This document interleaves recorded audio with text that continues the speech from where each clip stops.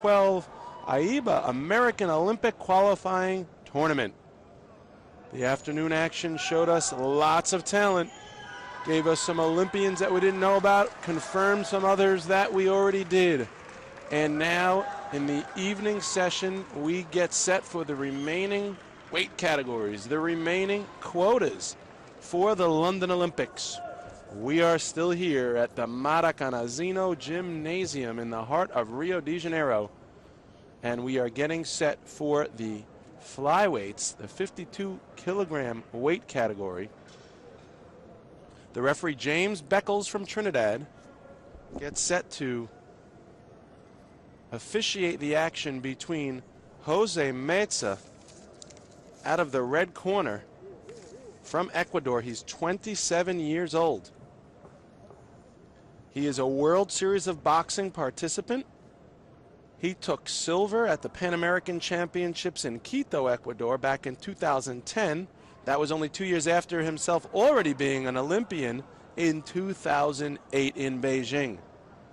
More recently, he was in the AIBA World Championships in Baku and the Pan American Games last year as well in Guadalajara, Mexico. Jose Luis Meza, no stranger to the world stage of amateur boxing. And in the blue corner, from Brazil, right here, the hometown favorite, Julião Morando Neto. He was a Pan American champion, silver medalist in 2008. Took first in 2010 in Quito. Second at the World Military Championships in Camp Lejeune. And he is the first place Brazilian national champion this year. So these two boxers, both very experienced. Meza out of the red corner, Enrique out of the blue corner. Action underway here in round number one. Enrique boxing in the southpaw stance. Meza in the southpaw stance, Enrique in the orthodox.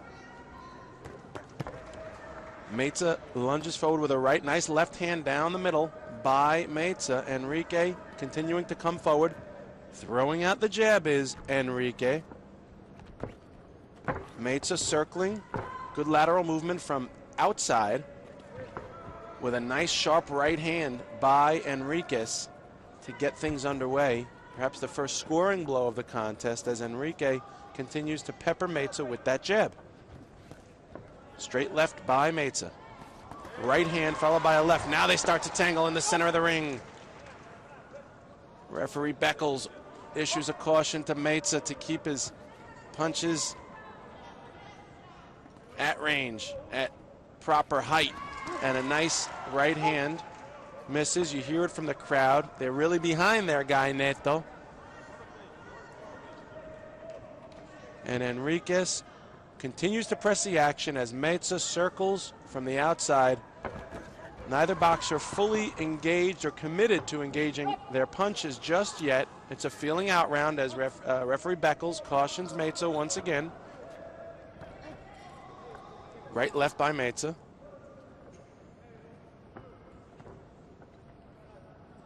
And now Meza comes forward with a right left. They tie up in the center. There's not quite a smooth rhythm yet to the contest. That's because both boxers are very much feeling each other out. As Meza comes forward with a long left, nice counter left hook by Enriquez. As Enriquez continues to walk down his man, Meza circles on the outside to the right, then back to the left, sticks out the jab. Nice left-right combination by Enriquez. The crowd loves it. Left hook by Meza sails over the head of Enriquez, and Enriquez steadies himself and continues to press forward.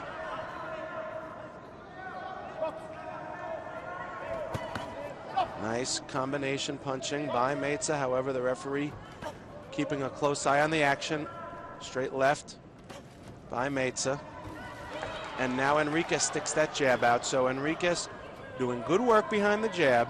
He's getting low. He's looking for his opportunities. Meza comes forward with a combination, a little wild, but it unsettles Enriquez. And referee Beckles keeping a close eye as the boxers make their way to the corner. So the first round saw some good action, measured action, and Julião Enriquez comes away with a 3-2 victory after the first round. So it will be interesting to see as things progress. Let's take a look at some of the action from round number 1.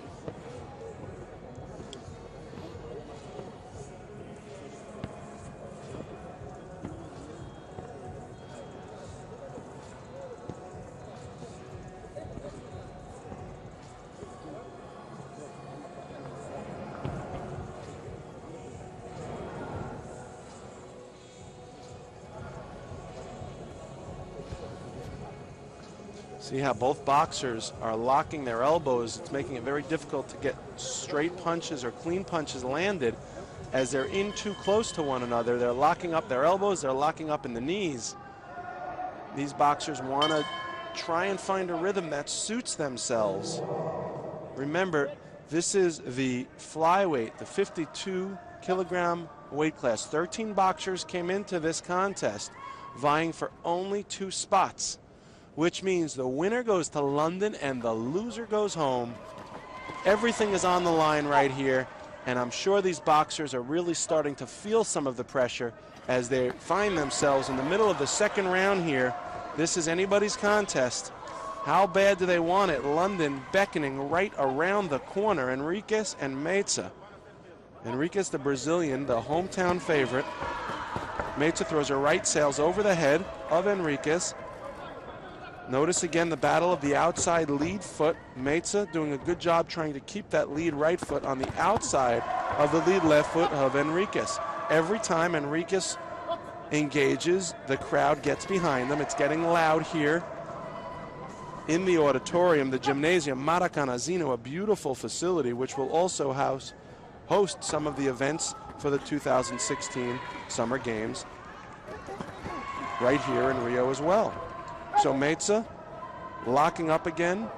It looks like neither boxer really wants to stay too far apart from one another. They seem to feel comfortable locking up in the middle. It's making for not necessarily an aesthetically pleasing contest, but certainly a strategic one for the contestants. Referee Beckles separates them, and now Meza comes forward with a right, left-right combination by Enriquez. And they lock up again, up against the ropes. Beckles cautions Meza for using his shoulder. Lead left by Meza. Right hand jab, nice sharp jab by Meza. So if either boxer would commit to that jab and double it up, triple it up, work behind it, they'd find a much better rhythm for one another. Down goes Meza. It looked like a body shot, and it didn't seem to be that hard, but it looks like it really had an effect on Meza. Meza goes down. He comes up for the standing 8. It must have been a crushing body shot, and looks like Meza is still trying to recover from it.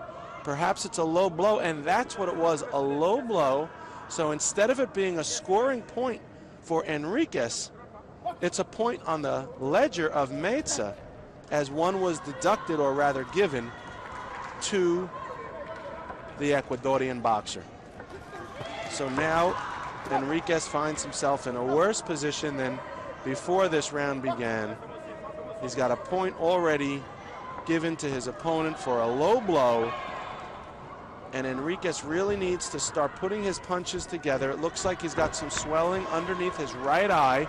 No doubt those straight lefts, like right there by Meza, starting to swell up the right eye of Enriquez.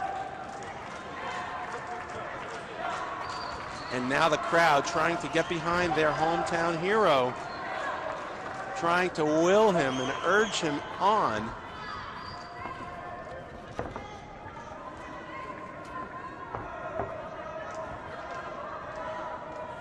And now continuing to circle on the outside is Meza, and referee Beckles is going to caution him to engage. It's no fun to watch these two boxers dance without throwing punches, and it doesn't do the judges any good. Caution again to Meza to keep his head up. Now a caution to Meza for using elbows. So there's been a number of cautions and points deducted already here in this contest. It's getting a little sloppy. These boxers need to find their rhythm. Again, only one of these gentlemen go on to London. There's a beautiful view of the arena, and it looks like a 5-5 draw, which leaves the Brazilian up a point. So 8-7 to the Brazilian here at the end of round 2.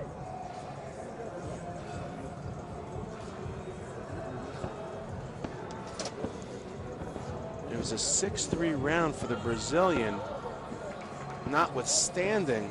And I didn't even really see a low blow. If you take a look at that replay right there, it looked like a clean shot to the belly. Not sure that a point ought to have been deducted. There's a left to the body by Meza. Nobody home. So round 3, it's 8-7. Brazil over Ecuador, Enriquez over Meza. Remember, folks, the winner goes on to London. There's only 2 quotas available for these flyweights. One of them goes to this victor. The other goes to the winner of the next contest between Valenzuela of Guatemala and Cintron of Puerto Rico. But right now, all eyes on the center of this ring. Referee Beckles sends Enriquez to his corner to adjust the Velcro head strap.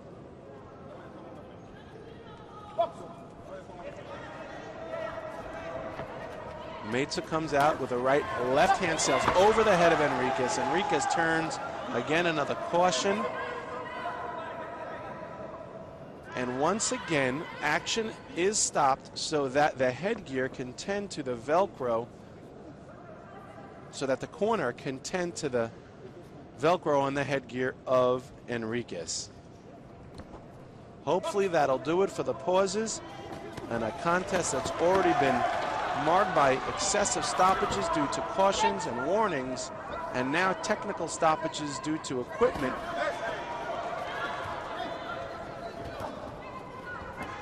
Some lefts and rights digging to the body by Meza, and now Jose Meza starting to let his hands go. Perhaps he's sensing the urgency. He was down by a point going into this round. How bad does he want to go to London? Jose Meza needs to answer that, not just for himself, but for his countrymen. A nice left-right combination, a little flurry by Meza, and back comes Enriquez.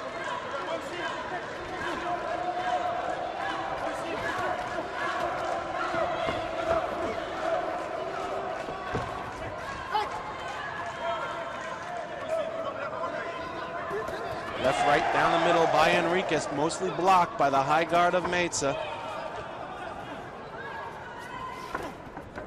Right, nice straight left by Meza. That scored to the face of Enriquez, so that was a nice clean shot. But again, the ebb and flow so interrupted by cautions, it's making it difficult. And now, as Enriquez is pushed through the center ropes, Meza looks to his corner, comes back to engage. Left-right combination, miss.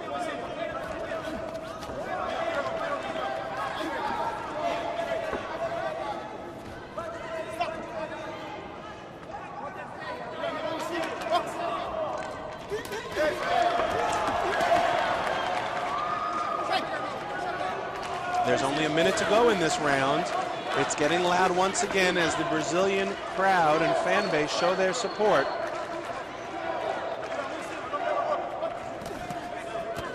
Nice left hand, a nice hook, overhand left by Meza. So has Meza done enough here in the beginning of the 3rd round? A nice right hand by Enriquez to settle the score, and the referee issues a caution against using elbows.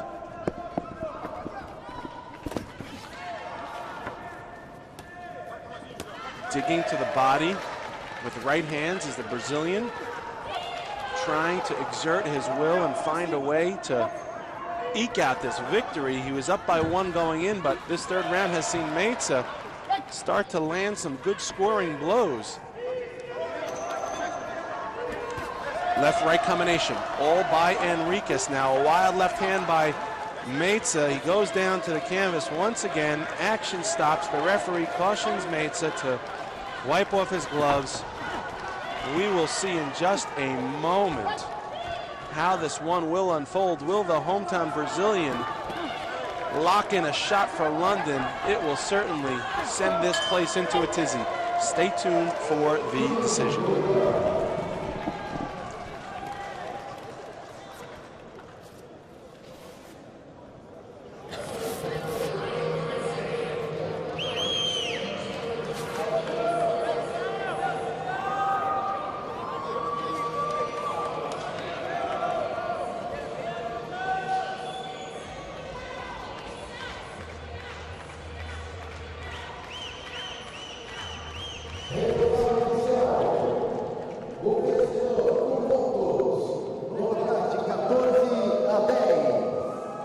Official result, the winner by points, 14-10, the blue corner, Brazil. And he gets it, the Brazilian boxer.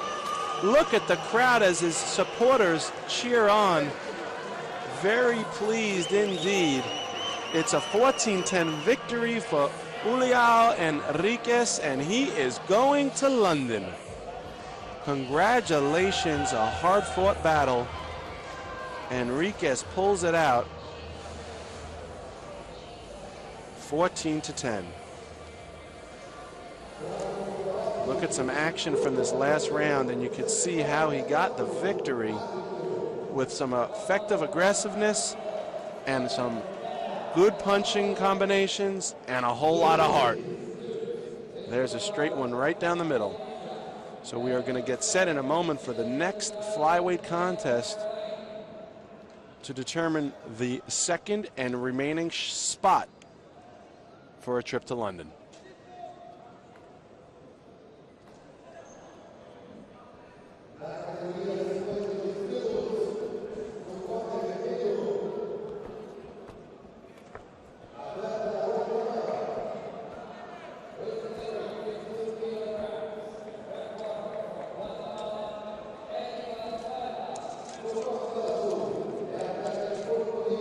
See Eddie Valenzuela from Guatemala making his way. Javier Cintron. And Javier Cintron de Puerto Rico making his way to the blue corner. Got a funky hairstyle, does Cintron, with the blonde streak all the way across the top and a nice long blonde tail in the back. Not quite like his countryman Hector Camacho, but similar in style. This is a flyweight contest. The referee, Roland Labe from Canada, checking the gloves of Eddie Valenzuela, and now making his way to the corner of Cintron to do the same. Valenzuela, a 2008 Olympian in Beijing. He also boxed at the AIBA World Championships in Milan. Then again at the Pan American Championships in Quito in 2010, and finally last year at the Pan American Games in Guadalajara, Mexico. 19-year-old Eddie Valenzuela and Javier Cintron. Cintron, 17 years old, just a youngster. Cintron boxing in the southpaw stance, and Valenzuela in the orthodox. Nice left hand over the top by Cintron to get things going here in round one. You see already Cintron has a proclivity to throw that right-left combination, which is good as it gets. Fundamentally sound so far, it seems. A right to the body by Valenzuela, and referee Roland Labe keeping a close watch on things here in round one. Again, remember, there are only 2 quotas for London in this flyweight category, and one of them just got taken by the local Brazilian, Henriquez. So these 2 boxers really, really need to put their best display of boxing on, not in the 3rd round and not even in the next round, but right now. An overhand right by Cintron sails over the head of Valenzuela with a good high defense. A nice right-left combination by Cintron. And a right-left combination by Valenzuela. A good uppercut by Cintron right there. Wasn't quite placed for it. and don't know that it connected, but it shows his wide variety and arsenal of punches. Roland Labi cautions Valenzuela to start using more of his hands and less of his lips, as apparently he's talking in there. Roland Labi wants to keep this thing on the up and up. A nice left hand by Cintron. For a youngster, he's very fundamentally sound. He looks poised in there. It's a big stage to be on right here in Rio de Janeiro with a ticket to London at stake. Some good combinations to the body by Valenzuela, but Cintron weathers the storm. He uses good lateral movement, and again, a caution by referee Roland Labi to Valenzuela to minimize the chatter. Right hook to the head by Cintron. Not the biggest puncher, but he looks very sound. There's a nice uppercut on the way in by Cintron. A right hand falls short by Cintron, and a left hand right down the middle.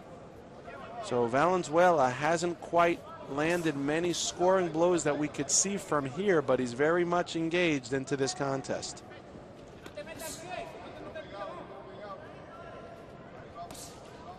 Jab by Cintron. Shoe shining body shots by Valenzuela. Straight left, Cintron. Combination Cintron. Valenzuela adjusts his headgear. Stays on the outside. Juking and jiving just a bit here with 15 seconds left to go in the round. Lead right hand by Valenzuela. It's hard to really get a grasp on how the judges are going to be scoring this one. Could be anyone's, although Cintron seems to be the more active, sharper puncher. We should get that score in just a moment. And there it is, Javier Cintron with a 4-1 lead after round one. So we will see as action progresses, will Cintron be able to represent Puerto Rico in London? We're going to find out. Take a look at some of the action from round number one.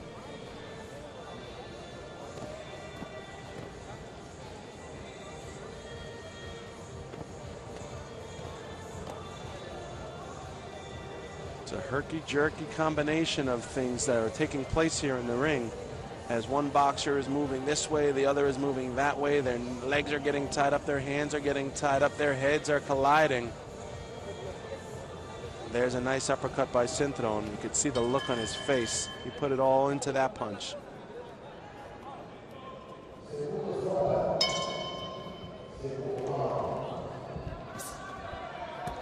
Okay, so round number two here at the 2012 AIBA American Olympian Qualifying Tournament in beautiful Rio de Janeiro, home of the 2014 World Cup, home of the 2016 Summer Olympic Games. Right now, boxing in the flyweight division. The hometown flyweight boxer Enriquez got his ticket stamped in the last contest. And now, Cintron and Valenzuela each trying to do the same. Cintron comes forward. Cintron ripping combinations and a nice counterpunch by Valenzuela. Valenzuela looking like a wily veteran in there. As we said, he's 19 years old. He already has the experience of the Beijing Summer Olympic Games in 2008 under his belt.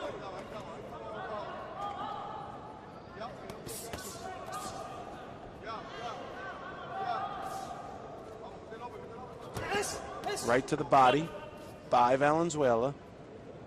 The referee keeping a close eye, but boxing takes place. Notice the feet, the battle of the feet, the right foot lead of Cintron and the lead left of Valenzuela. Clubbing comes Valenzuela with both hands. He adjusts his headgear. Some laser-like combinations by Cintron.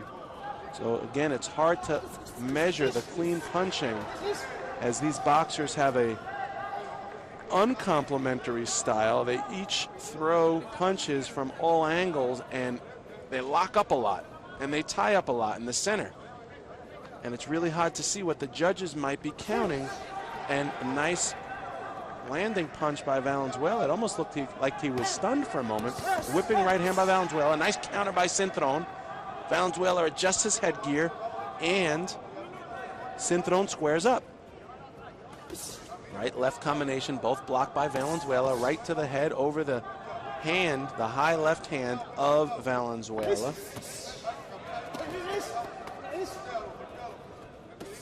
Right to the body and a nice right hook by Cintron. Looks like it may have grazed off the temple of Valenzuela. There's just over 30 seconds to go in this second round. Nice right to the belly by Valenzuela. So Cintron doing a good job boxing from the outside while Valenzuela trying to work his way in and engage the midsection of Cintron. Leans his head forward, tries to will his right hand through the high guard of Cintron. Most of those were blocked. Cintron comes back with some shots of his own.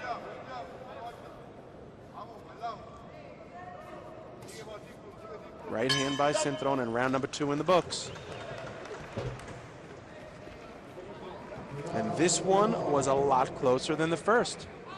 So with a 3-3 round here in 2, it's 7-4. Cintron from Puerto Rico over Valenzuela from Guatemala.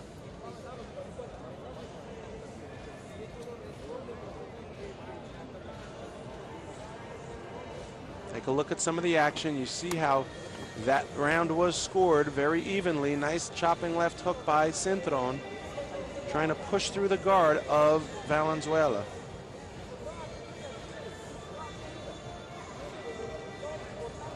There's a right to the chest by Valenzuela.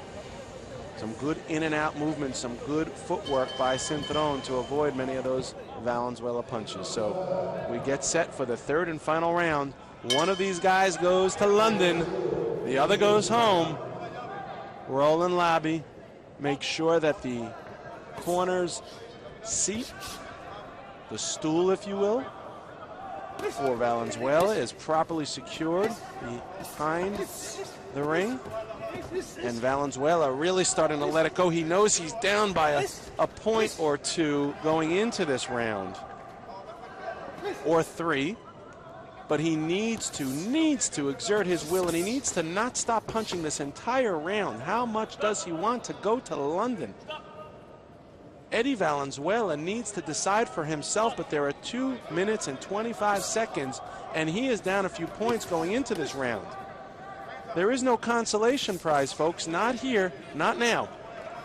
He needs to come back on the scorecards, and he needs to win impressively to send Guatemala to the Olympic Games in the flyweight division. Can he do it?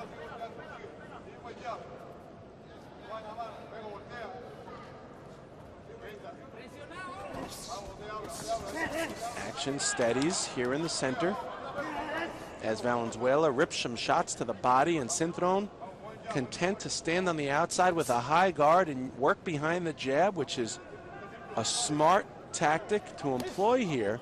He knows he's up on the points. He doesn't need to engage Valenzuela as much as he needs to hold on to his lead. Let Valenzuela bring the action to him while Cintron can sit there and time his counterpunching and use some good footwork to stay on the outside and avoid danger. Will Valenzuela be able to right the wrong of rounds 1 and 2? The wrong of him being on the short end of the points. Right hand by Valenzuela. Roland Labby issues a caution to Valenzuela to pay attention to him on the instructions. Nice right hook by Cintron.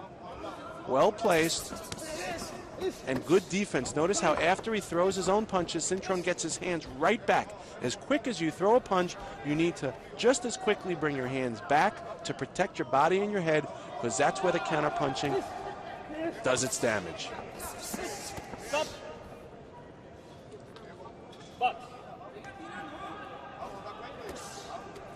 Just under a minute here in the third round.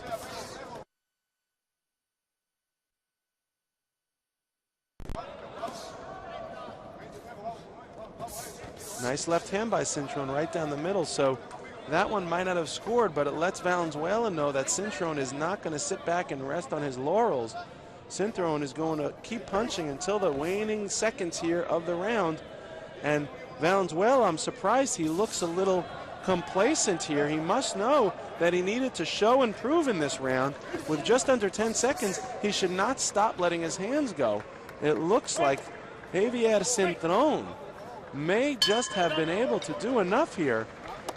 Again, remember, it was 4-1 Cintrone in the first, and it was tied 3-3 in the second. If Cintrone, he looks like he's got it. He falls down on his knees. He gets a big hug from his cornerman. So Javier Cintrone, with all the confidence in the world right now,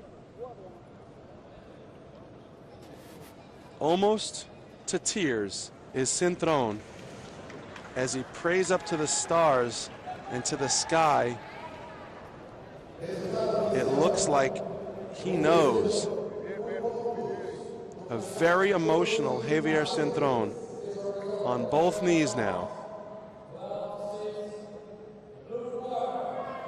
And it is true as the tears start to come down the face of young Javier Cintrone. He could not be happier.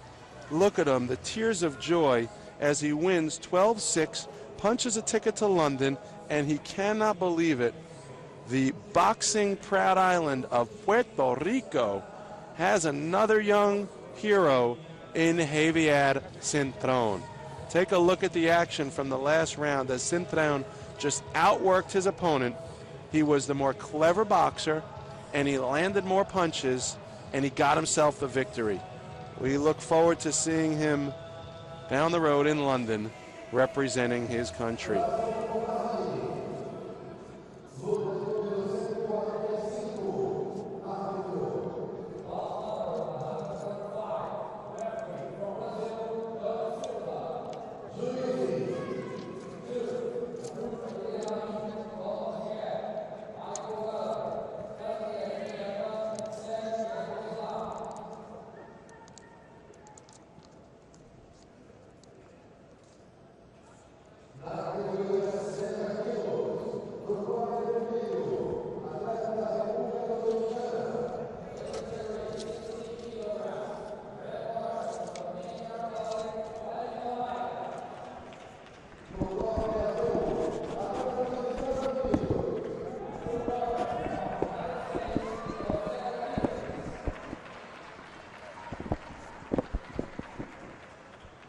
Wellington Arias from República Dominicana makes his way into the red corner.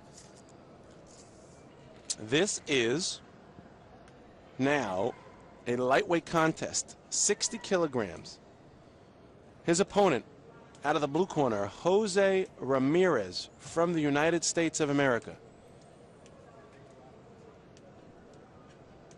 Arias beat Perozo from Ecuador by a score of 9-3 to get here today. Ramirez, he beat Alejandro Rin from Canada by a score of 23-11 to get here. The referee from Brazil right here, Jones Silva, will officiate this contest between Wellington Arias out of the red corner and Jose Ramirez out of the blue corner. Arias, only 21 years old, took 7th place at the 2008 AIBA Youth World Championships. That's a quarterfinalist spot. He also boxed at the 2011 AIBA World Championships in Baku last year and took first, the gold, at last year's Dominican National Championships. Ramirez, 19 years old, resides in Avenel, California. He was the gold medalist at the 2010 USA National Championships. He also took it again in 2011 and again this year in 2012. He was at the AIBA World Championships in Baku last year, where he lost to Vasyl Lomachenko from the Ukraine. So we are all set here to see this first lightweight contest. Remember, there are 4 spots coming into this weight class, there were 19 boxers and 4, which means that both of these boxers have already qualified for London. That means that this is about bragging rights. It's a preview of what we'll see in London, no doubt. But make no mistake, you are watching right now 2 Olympians who will be representing their countries proudly in London in 2012. Ramirez and Arias. Arias boxing as a southpaw, Ramirez in the orthodox style. The referee issues a caution to Ramirez for leading with his head. A chopping right hand by Ramirez.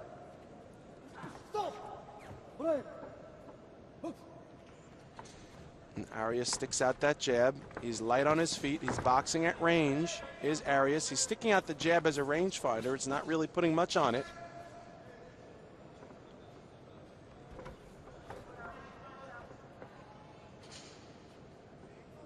And now both of them are looking for an opportunity to engage. Ramirez using a good jab step and good footwork to move in and out, looking for the opportunity. Quick turnaround.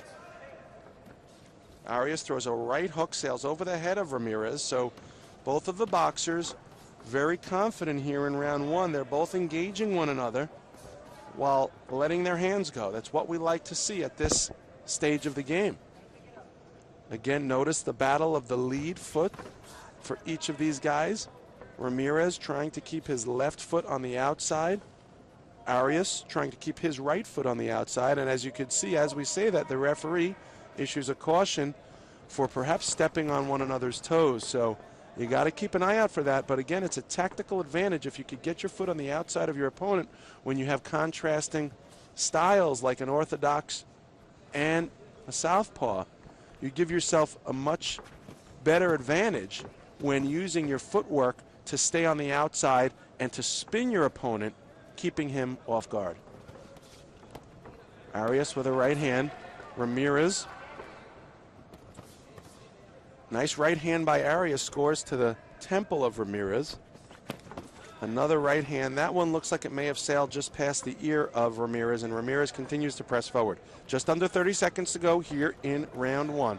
Again, you are looking at 2 Olympians, Wellington Arias from the Dominican Republic and Jose Ramirez from the United States of America.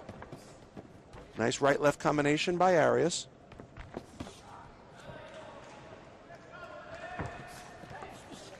Right hand by Ramirez. That one falls short of its mark. Ramirez rips a right and a left as round number 1 comes to a close.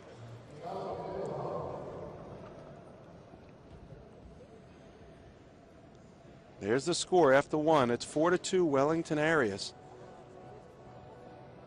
So again, you're getting a preview of what you will see in London in the lightweight division. Take a look at what happened in round 1.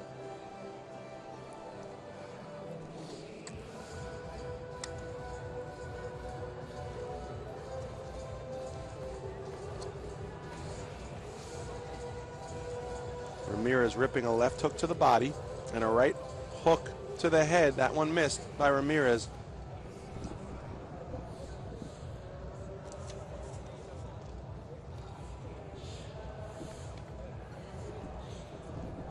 There's a nice right hook by Arias, though. As you see, he's got those long arms, and he lunges forward when he throws them.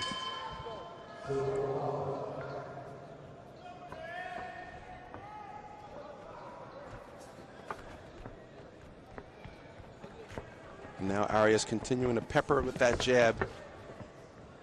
Doesn't seem to bother Ramirez, though, that much. Ramirez continues to press forward. He doesn't seem to mind if he gets tagged with that jab, as long as he can get inside and go down to the body and then back upstairs to Wellington Arias. Ramirez, a tough customer in there. He's been in a lot of battles like this. Left hook by Arias, rather by Ramirez, and there's a straight left by Arias. So, again, this is much of what we saw in round 1. Arias trying to box with long, lean punches from the outside, and Ramirez trying to bulldoze his way through with hooks to the body and then back upstairs, but he's got to get in close to land those. Will Arias let him, or will he continue to control the pace from the outside?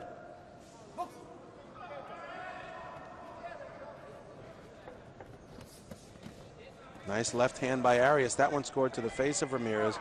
But again, unfazed seemingly is Jose Ramirez.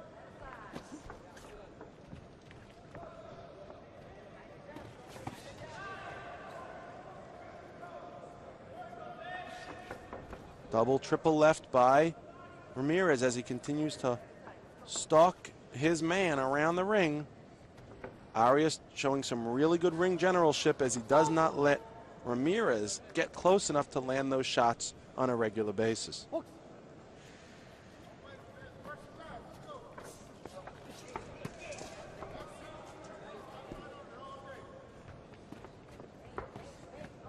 Nice right hand by Ramirez.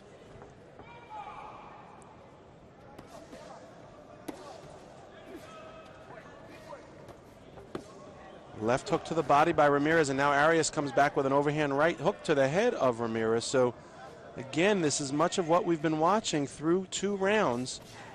The classic battle of the puncher versus the boxer. An age-old question, who wins, the better boxer or the better puncher? There's many that would say one, many that would say the other. Let's see what happens. So far it looks like the boxer Arias getting the better of this contest as he continues to pick Ramirez apart from the outside.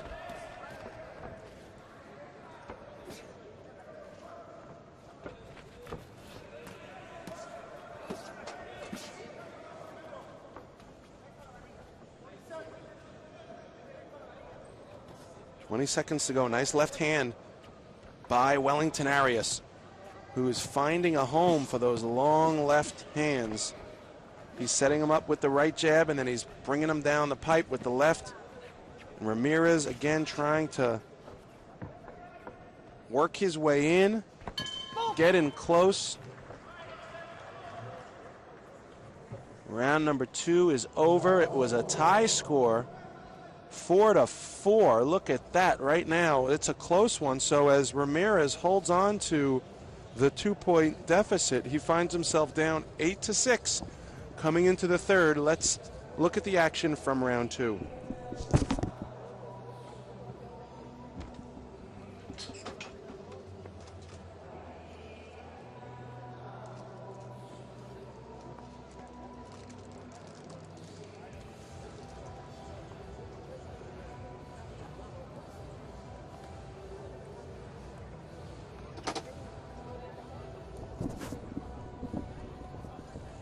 Take a look as we see the action from round number 2. We're coming back with the third and final one.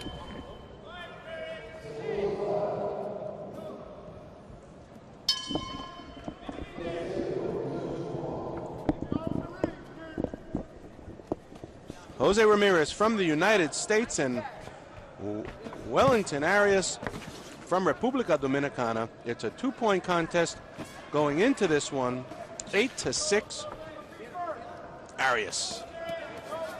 And now it looks like Ramirez is starting to get close and get inside and put his head on the chest of Arias and land those body shots and those short hooks. This is what Arias has been trying to avoid through 2 rounds, and this is what Ramirez has been trying to achieve.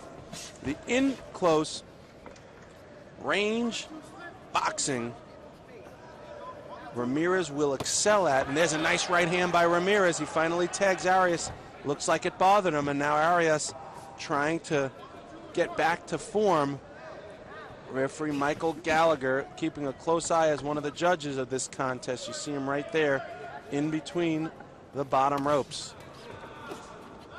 Ramirez digs a left to the body now.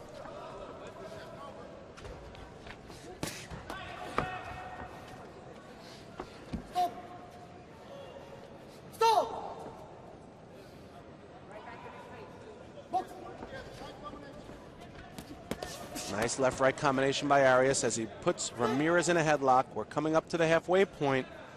Did Ramirez do enough in the beginning of this round to settle the score and even it out? Will it all come down to this time? A nice right hand by Ramirez, and he finally got his way. He got close enough, and Arias gets a standing 8 count. You know, he is a hard worker, Jose Ramirez. He just continues to come forward despite the pain.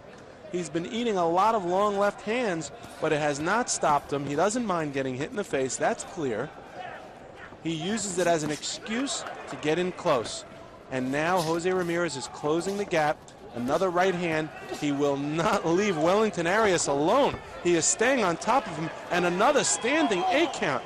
So Jose Ramirez really starting to have his way, and I think he may have done enough already to tie the score. Will he have done enough? Oh, he lands a big right hand, and Arias almost goes down from that. Look at the boxing constitution of Jose Ramirez. A big left hand to the head. And now Arias covering up. He's not the fancy boxer from the outside anymore. Instead, he's a man holding on for dear life. Remember, these boxers have already earned their ticket to London. This is about pride right now. This is about, hey, when we meet again in London, guess what I did to you back in Brazil?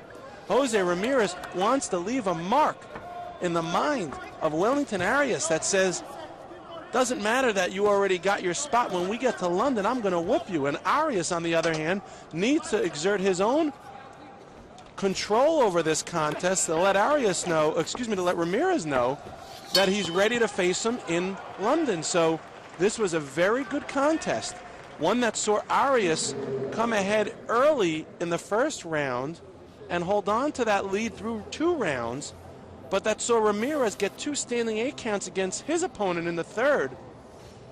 Will he have done enough, Jose Ramirez, to come back and cut this deficit and maybe even take the lead? We are going to find out as we get the official decision in just a moment. Arias still very confident, believes he's done enough. Ramirez looking to his corner.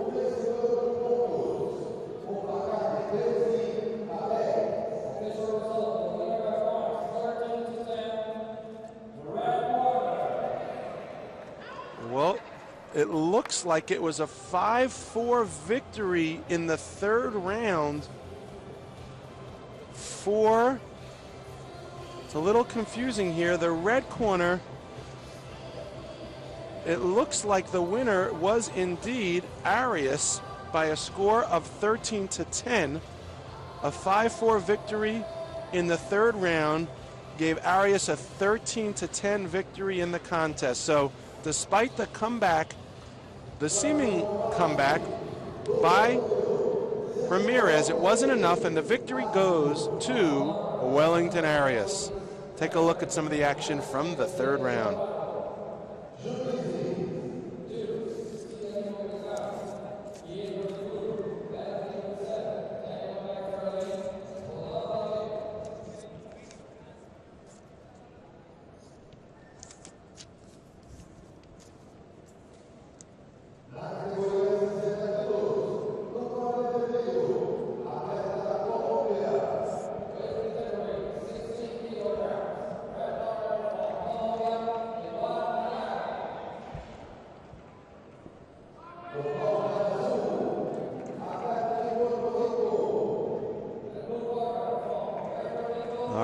We are getting set for the next lightweight contest between Felix Verdejo from Puerto Rico and Edward Mariaga from Colombia.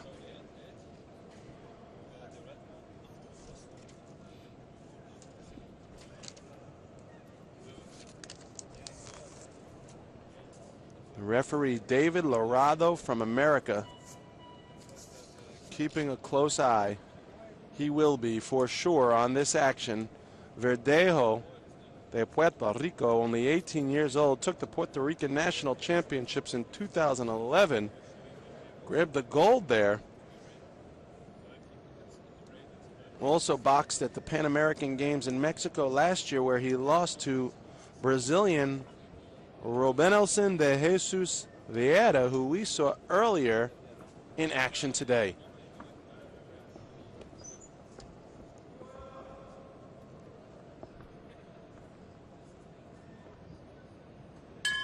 Okay, folks. Again, remember, these lightweights have already earned their spot. Mariaga from Colombia and Verdejo from Puerto Rico have already punched their tickets. This one's for bragging rights. You're looking at two Olympians. You're looking at a preview of what you'll see at the Summer Olympic Games later this year in London. Left to the body by Mariaga, Verdejo, both of these boxers evenly matched in height, in physique, in reach. Left to the body, back upstairs by Mariaga, well placed. And a straight left jab by Verdejo. So both of these boxers, very strong punchers. You could tell already. They let their hands go. They put the full weight of their body behind their punches. And that's a nice power jab already displayed by Verdejo. And a nice combination again downstairs and upstairs. Although they were blocked, Mariaga is meaning business. And a big left hand by Verdejo. This is going to be a fun bout to watch and to score for the referees. You're going to see a lot of clean scoring blows. These boxers are clearly boxer punchers who are willing to stand there at mid-range, throw those jabs, throw those combinations. Nice left-right hand by Verdejo. Missed, but a left to the face of Mariaga. That one looks like it scored. Mariaga, nice jab. Good instincts to go downstairs there by Mariaga.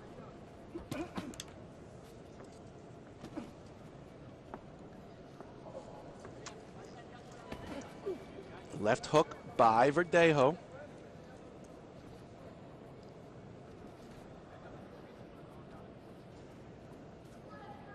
It's very quiet.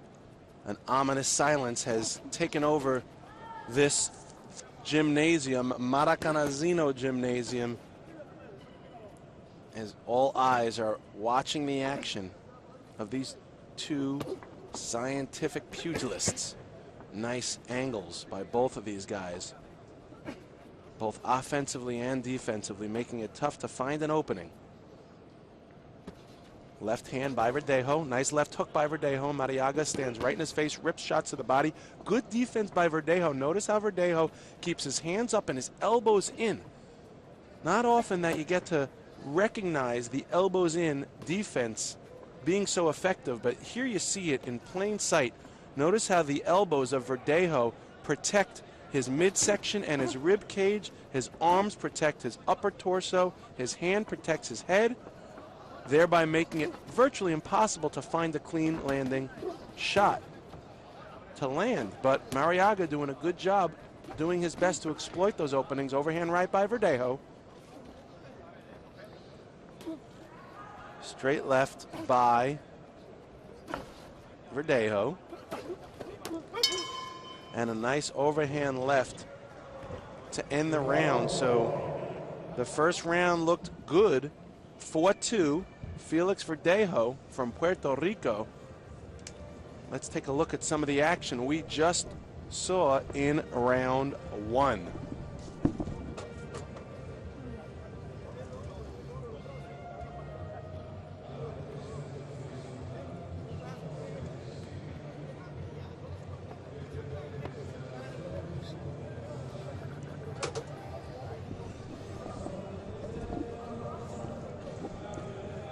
There's that left hand by Mariaga that tries to go around the elbow of Verdejo.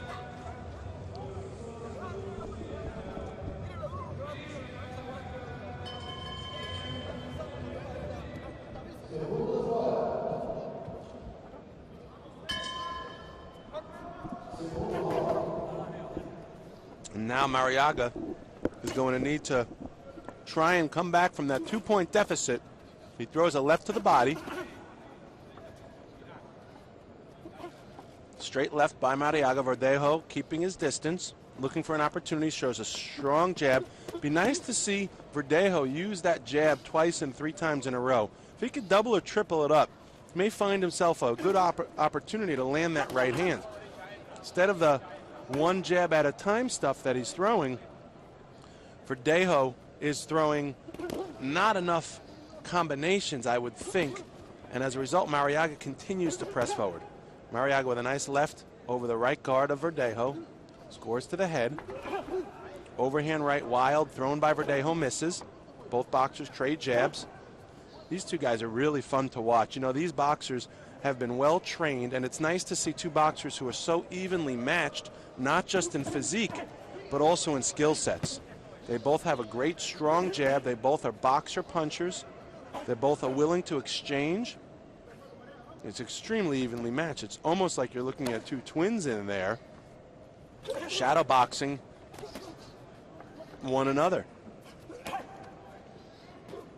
Left jab by Verdejo, followed up with a counter left by Marriaga. Nice angular punches thrown by Verdejo. They missed, but I'll tell you what, those are the types of punches that'll catch someone off guard if they land.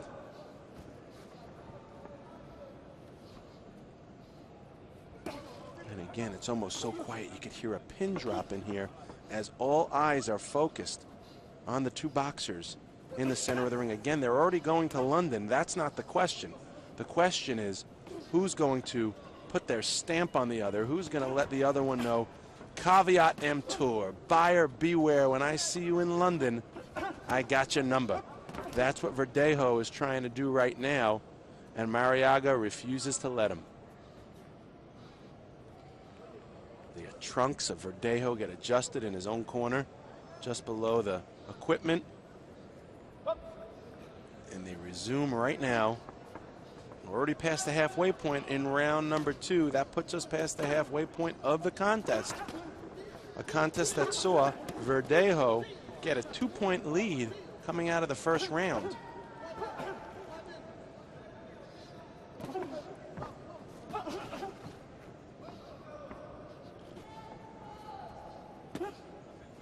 Left hook by Marriaga.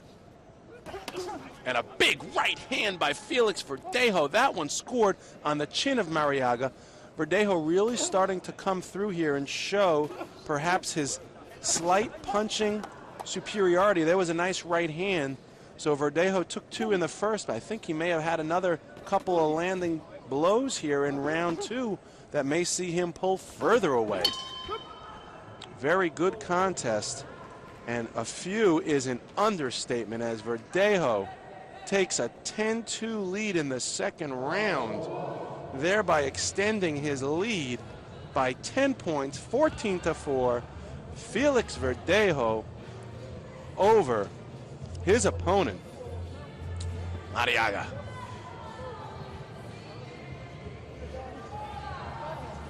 Take a look at some of the action from round number 2. You judge for yourself.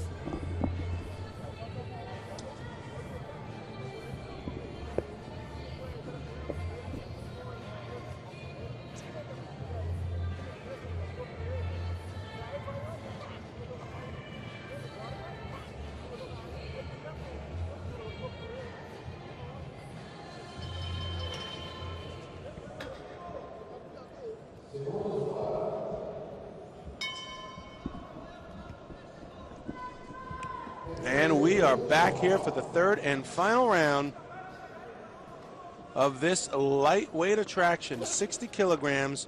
You're looking at 2 Olympians here in Rio de Janeiro at the 2012 AIBA American Olympic qualifying event.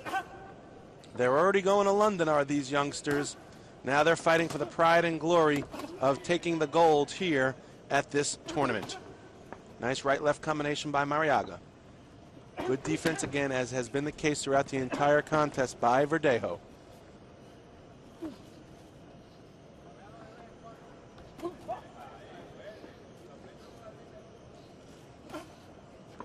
Left hand by Marriaga. Marriaga is going to really need to pick up his pace here, and he's going to need to start taking more chances. He's already down by a handful. 10 points is a lot of points to come back from in one round, especially at this level. His only chance may be to score a stoppage, and in order to do that, he's going to have to take much more chances. He's got another standing 8 count right there, it seems. However, at this point, as I say, Marriaga needs to just let his hands go. He needs to start throwing combinations from all angles. He needs to go downstairs. He needs to come back upstairs. He needs to be willing to get stopped himself in order to stop his opponent. That's the nature of the sport. You can't have it both ways. You sometimes need to risk injury to create injury on your opponent. You need to risk getting stopped in order to stop your opponent. big left hand by Verdejo. Another overhand right, a chopping right by Verdejo. And Marriaga just continues to plod away. At this point, nothing's going to change if Marriaga's style does not change. The outcome will be what we've seen coming into this round. A decisive victory for Felix Verdejo. He throws another left hand. Now he's starting to have fun with it, is Verdejo. Another left hand by Verdejo. He's really got a good boxing pedigree. Both of these youngsters do. That's why they're both going to London. Nice left to the body, followed by an overhand right by Verdejo. Marriaga doesn't care for this one, but he gets another standing 8 count. At this point, it seems as though he's already accepted the fact that he's going to lose on points, and he just needs to get through this round and start concentrating on bigger things like London. Chopping right hands by Marriaga. Verdejo backs up like a cat against the wall, snaps a big jab that puts the head of Marriaga back on its shoulder plate, and that is going to wrap things up here, folks, with just 10 seconds left. Felix Verdejo gets to pick and choose what and where he is going to throw. Left to the body by Marriaga. Too little, too late. Overhand right says it all. Felix Verdejo from Puerto Rico will get the official decision in just a moment. Look at the nasty cut over the right eye of Marriaga.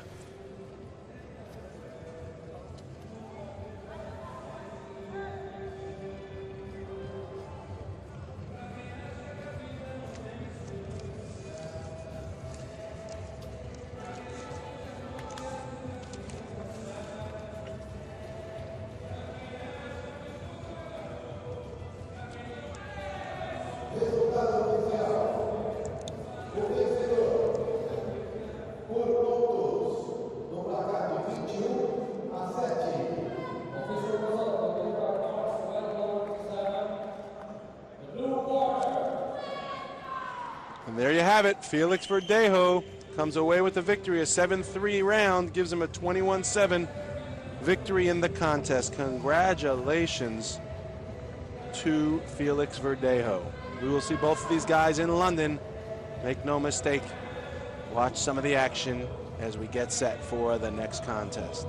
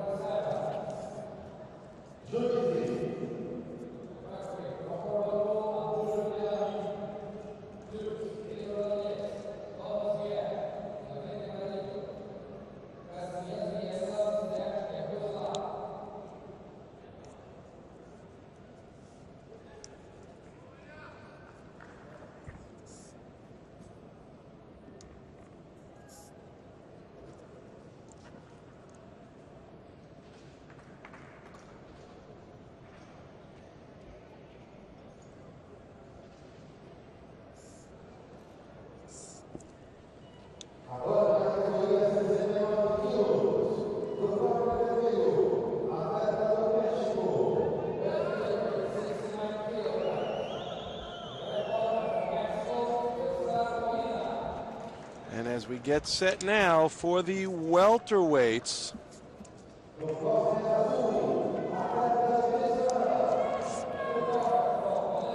We see from Mexico, Oscar Molina in the red corner, Gabriel Maestre in the blue corner. Molina had an RSC in the 3rd round over Nathan Ridings, and then also won by points 25-14 over Carlos Castano from Argentina to get here today. The referee Amor Abdarim from Morocco, keeping a close eye on Maestre, himself had a 13-8 victory over Pritchard Colon from Puerto Rico to get here. So both of these boxers have had an interesting road, a hard-fought road to get where they are. Oscar Molina, an AIBA youth world champion. He took silver at the Pan American Games in Guadalajara in 2011. He also took first the national championships in Mexico in 2011 and 10. Going back to 2009, where he took silver at the Pan American Championships in Mexico City. He's got a twin brother, Javier Molina, who boxes out of the United States, an Olympian himself in 2008 in Beijing.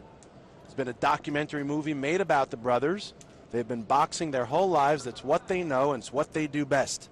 Gabriel Maestre from Venezuela took first at the Pan American Game qualifier in Cumana, Venezuela last year.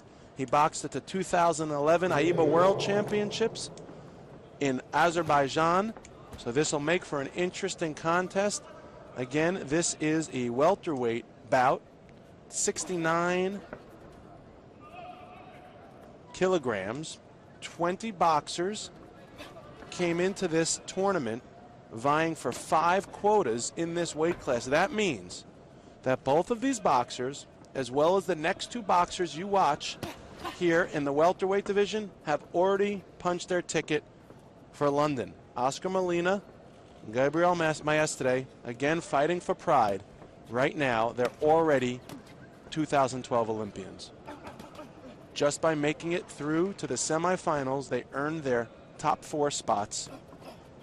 And you see a nice, good left hand by Maestre with an overhand right. These boxers evenly matched physiques, both boxing in the orthodox style. Molina walking his man down.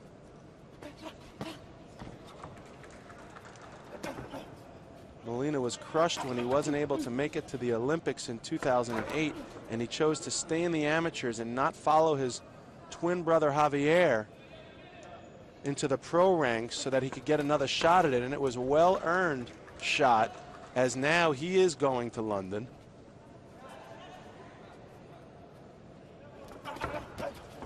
Maestre comes forward, an overhand right by Molina, sails right in front of the nose of Maestre, and Maestre calm, cool, and collected as he stays on the outside. Nice jab by Molina. Molina hard charging, good defense. He's got his hands up high. Notice when Maestre comes forward, Molina closes up like a clam, making it very difficult to land a punch on. Good head movement by Molina. Maestre trying to juke and jive a little bit here, show some good body movement. See how he's trying to give angles and keep himself a difficult target for Molina to hit. Molina backs up. Maestre trying to lure him in with head movement. Lunges forward does Maestre with a left hand. Molina not falling for it. He's a veteran of this amateur sport. He knows better. He sees a trap from a mile away, does Oscar Molina.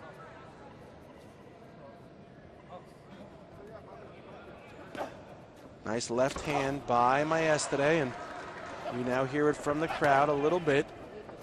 Volume starting to pick up here at the lovely Maracanazzino Gymnasium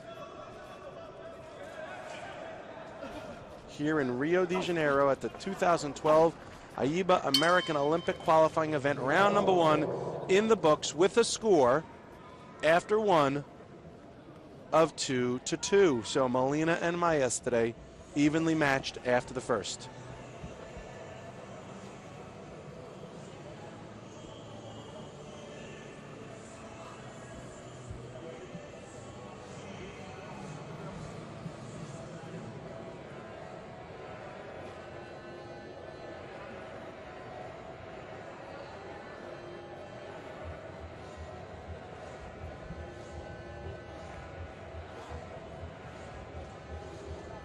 Take a look. You see the right hand followed by a left of Maestre, but look at that tight guard of Molina. Almost closes his eyes and says, all right, I'm about to get hit.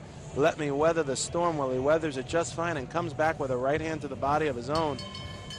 Molina very focused in there. Still sitting on his bench as the second's out. Maestre already gearing up for round number 2.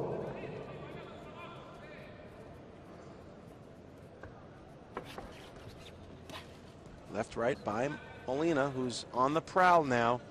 Maestre, very much the counterpuncher, looking to lure Molina in and trying to time him with good head movement and fast counterpunching.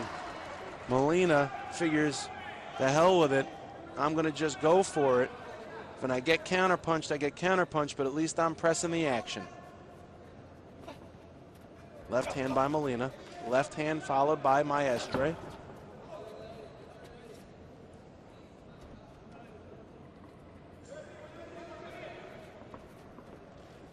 Very tactical so far here through 2 rounds. Nice right hand by Molina. His corner really likes that one. Timed perfectly. An overhand right by Molina scores to the head of Maestre. Right to the body, in and out. Good work. Advanced retreat by Maestre. Throws the jab and gets out of there. Just in time.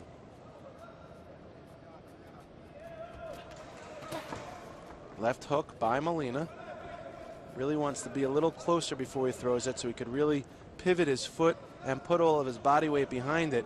Looks like he may be able to do that. He's just got to commit to it, sink low, keep his right hand over his right side of it, the right side of his face, and just let that left hook go and hope for the best. He's choosing to box on the outside right now and not be lured in to Maestre's advances, his overtures.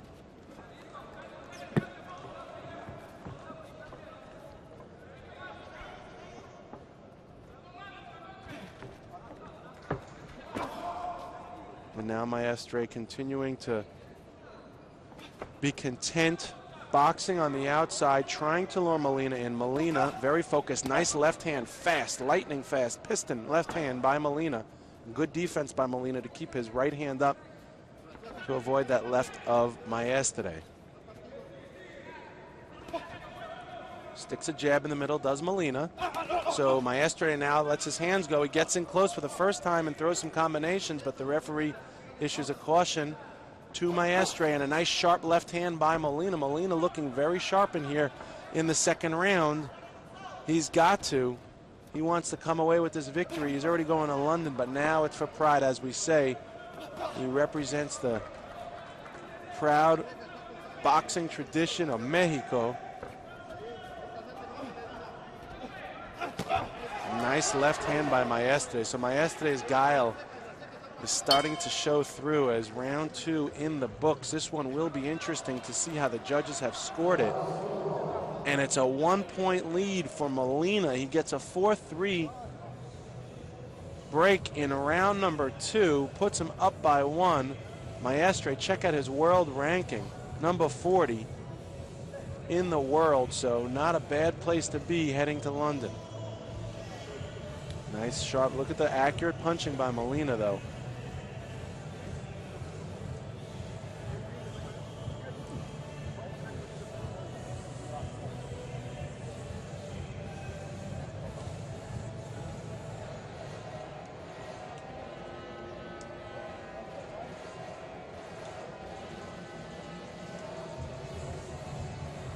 Overhand right, you can see some of the action here from round 2. Comes back Molina, he does with a counter left, but there's that straight right. There's both boxers. Look at that one. Molina lands with a straight right while Maestre counters. Good action in round number 2. So can Molina hold on to his lead here in the 3rd round? He's up by 1. We shall see soon enough.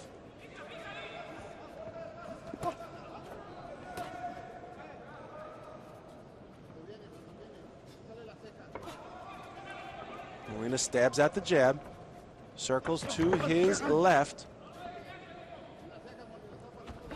They lock up in the center. The referee cautions Molina to grabbing, or to prevent him from grabbing anymore, the wrist of Maestre. And Maestre, again, there's going to be another caution, this time to Maestre for pulling down the head of Molina. So the action is starting to get a little bit unstitched here in round number 3. Crafty left hook by Molina. And Molina again circles to his left, which is smart, away from the left hand of Maestre, although it's not smart in the sense that it's walking into the right hand, the power hand of Maestre, who's boxing in the southpaw stance.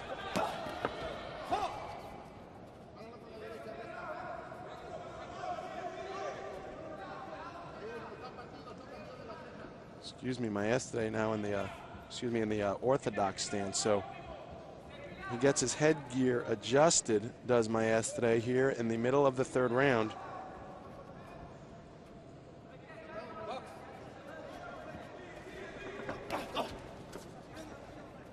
Molina now circling to his right. Maestre looking to the referee for some support, and he gets it with a caution to Molina.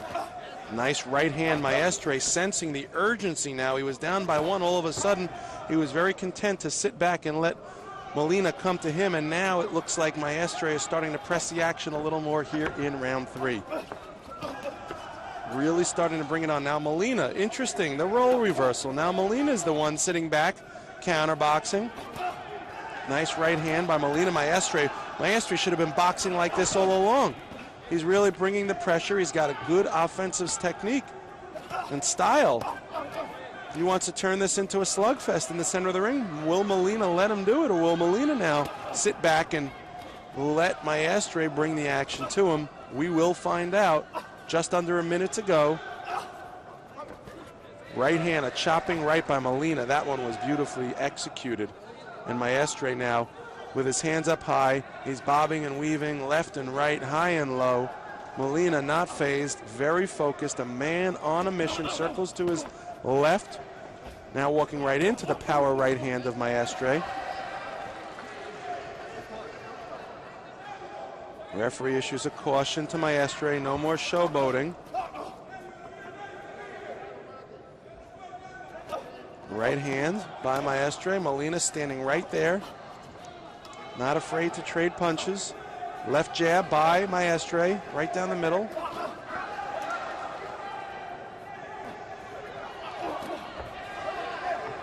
Just under 10 seconds here, right hand by Molina.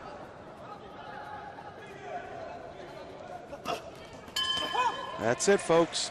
Round number 3 in the books. We will get the official decision in just a moment.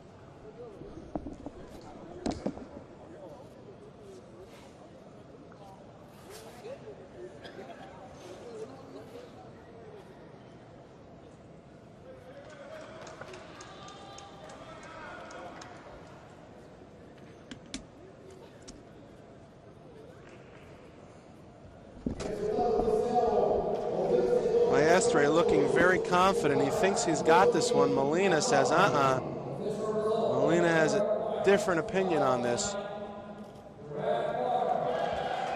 Molina gets the victory. He took a 6-4 third round, and he takes a 12-9 win. He punches the turnbuckle in excitement, and Oscar Molina gets the much-deserved victory. He will go on to the finals tomorrow. Take a look at some of the action here as Molina danced his way to victory here in the third round. It's a shame that Maestre didn't turn on the afterburners earlier. If he would have boxed like that in rounds 1 and 2, he may have found himself in a different position, but just the same, these boxers fought their hearts out. Congratulations. We'll see them both in London.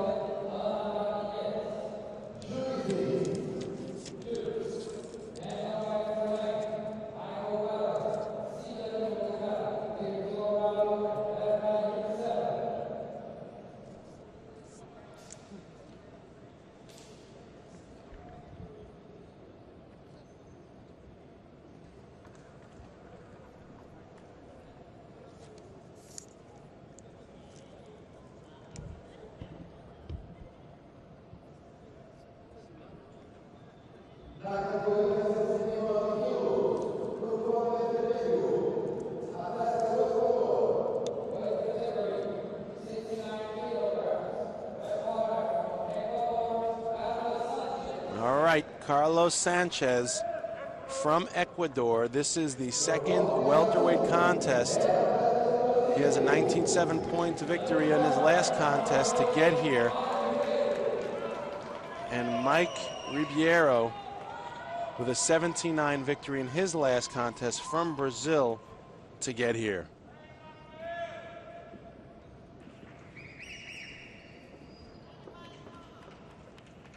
Sanchez, 22 years old. Ribeiro, 27.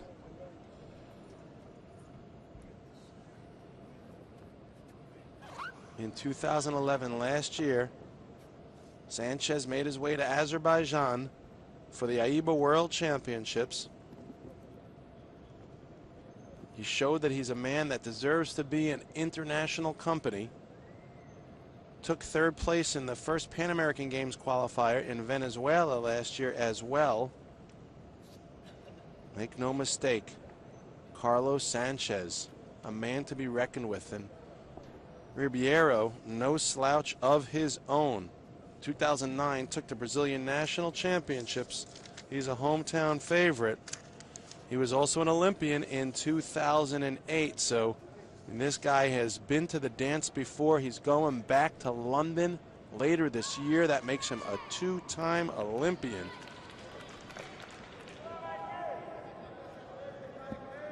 Mike Ribeiro.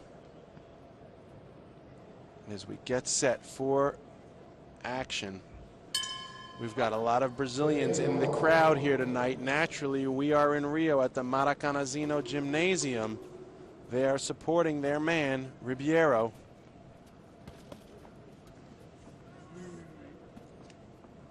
Ribeiro, a tall boxer with good technique. Throws a left-right combination to the belly, and Sanchez staying on the outside now. Usually you would see the taller boxer staying on the outside with the shorter boxer coming forward, but in this case, Sanchez must know a thing or two about the pedigree of Mike Ribeiro. Nice right hand by Ribeiro. Right upstairs by Sanchez. Wild uppercut by Ribeiro. Good defense. Look at how Ribeiro gets behind the shell, a la Winky right. He's got the earmuffs, making it almost impossible to land a good scoring blow against him. Hands up high, elbows in tight, shoulders squeezed together. Where do you hit this guy? He's a tall boxer, but yet a very small target area to score. Sanchez is doing something with his right hand that's going up and down. Part of his defensive stance, it seems. Nice right-left combination by Sanchez. However, as we said, it's going to be almost impossible for him to get through that guard of Ribeiro. Remember, both of these boxers already going to London. They are part of a contingency of 4. There's still one more boxer in this welterweight division that will get his ticket to London before this tournament is over. We will have to wait to see who wins tomorrow's final. Will it be the winner of this contest, who yet remains to be seen, or will it be Oscar Molina, who we saw in the last contest? Whoever it is, the person that they beat in the quarterfinal round will be the one that gets that 5th ticket. If you lose to the guy that won in boxing, that's something to be said. Certainly beats losing to the guy that lost. And Ribeiro comes forward. Nice right hand by Ribeiro.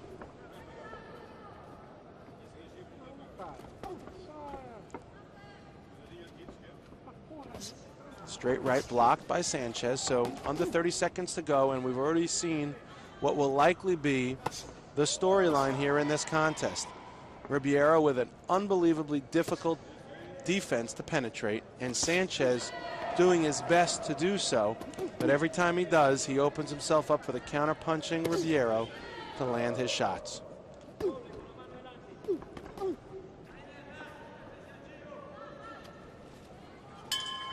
That's it. Round 1 is now in the books.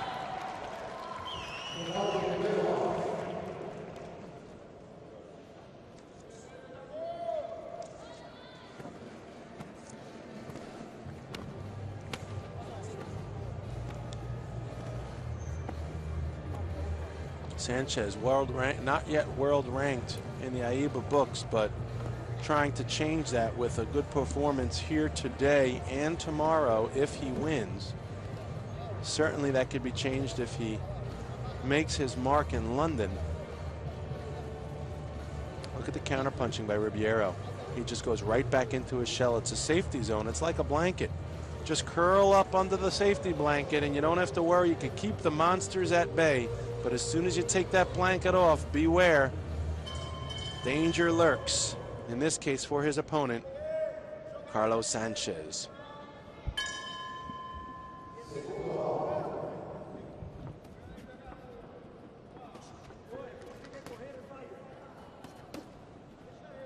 Sanchez comes out using that right hand jab. Boxing in the southpaw style is Sanchez. Now he circles to his right. Fast, laser fast hands is Sanchez, but again, there's just nowhere to land them.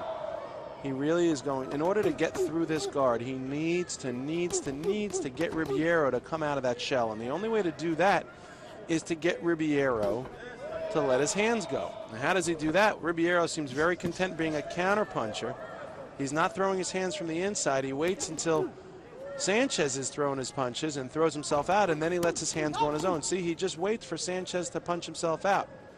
So that's the opportunity for Sanchez. After Sanchez stops throwing punches and takes a step back, he could rest assured that Ribeiro is going to be coming back. That's the opportunity he needs to get underneath those punches of Ribeiro and go back inside for more. May not be fun, but it's what needs to be done. If he wants to get through that guard, he's got to catch Ribeiro off guard, and the way to do that is to counter the counterpuncher. They say don't hook with a hooker, but counterpunching a counterpuncher is a different story, and that's exactly what Sanchez needs to do here. See, there's just nowhere to go, and Ribeiro knows it. He's very comfortable behind that guard.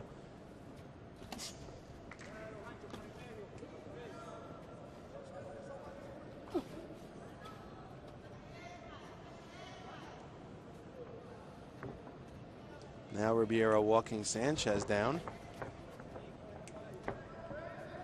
Again, very quiet.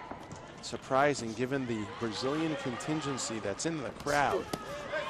Now they start to let their size go. They're very excited, and they're looking forward to seeing their man get through another opponent here in their home arena.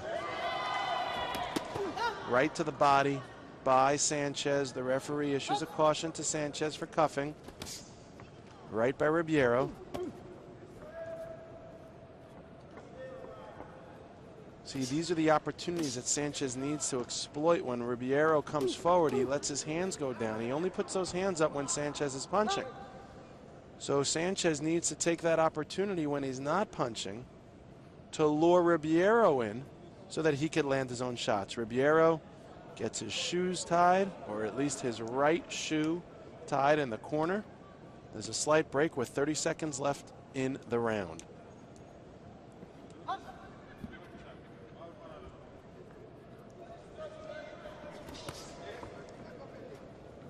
And now Sanchez circles to his right.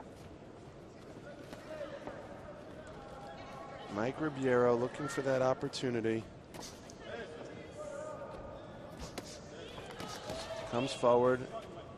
Sanchez now covering up. Now it's Sanchez who's going into a shell. Good defense by Sanchez. Comes back with a lunging left. Ribeiro bounces off the ropes. Now Sanchez lets his hands go. It's round number 2 in the books.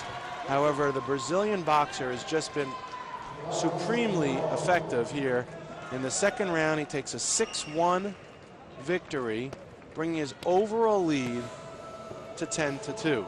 He's ranked number 5 in the world as Ribeiro, and now you can see why. He's got an unbelievable defense, one that makes it virtually impossible to penetrate. And he doesn't mind going in there and weathering the storm and then letting his hands go. He's tall, he's got good boxing technique from the outside, and he likes to punch. Makes for a dangerous, dangerous combination.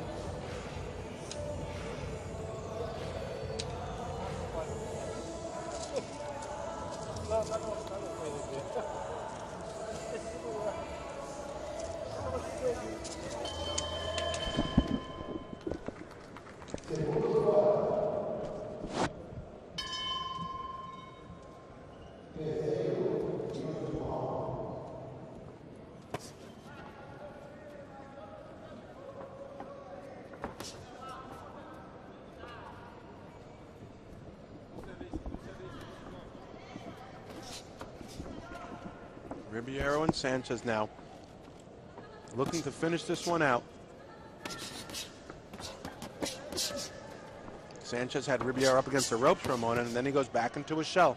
Got to tell you, Winky Wright, professional boxer, has a fight up against Kid Chocolate, Peter Quillen, coming up, and it's the first time we'll see Winky in quite some time, but this is so reminiscent to see Ribeiro's style. It makes me excited to watch the Winky fight again. Not like I wasn't. Ribeiro walks down Sanchez. Sanchez, some good body movement, avoiding some of those straight punches by Ribeiro. Baby hook by Ribeiro, and now Sanchez throwing punches, getting in there with punches to the body, and then stepping out. Starting to make Ribeiro walk him down, perhaps for the very reason we stated earlier, try and draw Ribeiro into a trap. If he can't hit him when he's in a shell, he needs to get him out of that shell. How best to do that than cause Ribeiro to be the aggressor? Now Sanchez comes in for a couple. Right digs to the body of Ribeiro. Ribeiro unfazed.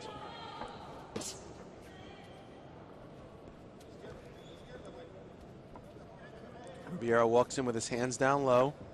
A little bit of showboating, perhaps. See the makings of it, and Ribeiro really stuns his man. Looks like he shook Sanchez there. Sanchez throws a right hand upstairs, and Ribeiro, at this point, it's just fait accompli, as Ribeiro just needs to get through another minute here. He'll get this victory unless Sanchez can pull out a miracle here in the waning moments of the contest.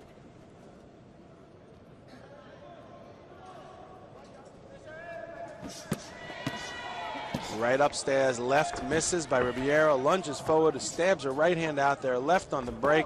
Sanchez with a left to the body, Ribeiro with a left back upstairs. And again, peaceful, the calm, perhaps before the storm that will be the final moments. Ribeiro doesn't really need to do much now. He could just stay on the outside and skate to victory. As I say, both of these boxers have already earned their ticket to London. Even Sanchez doesn't have to do a thing more, and he's already made his country proud. Finish this one on his feet, he will. Carlos Sanchez and Mike Ribeiro do the dance. Good work by both men, but Ribeiro is a force to be reckoned with. He knows it.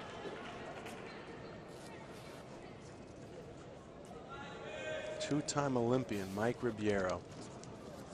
He'll get the official decision in just a moment, and we will move on to the light heavyweights. We're getting down to the final four contests of the evening, the final four semifinal bouts.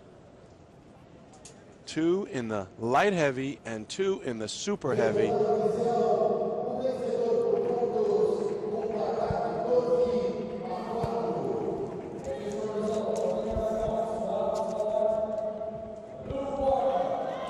And Mike Ribeiro, with a 2-2 round in the third, pulls away with a 12-4 in the contest. So that is it. We'll take you out with a little replay of the footage from the last round. But make no mistake, we are coming to the light heavyweights in just a moment.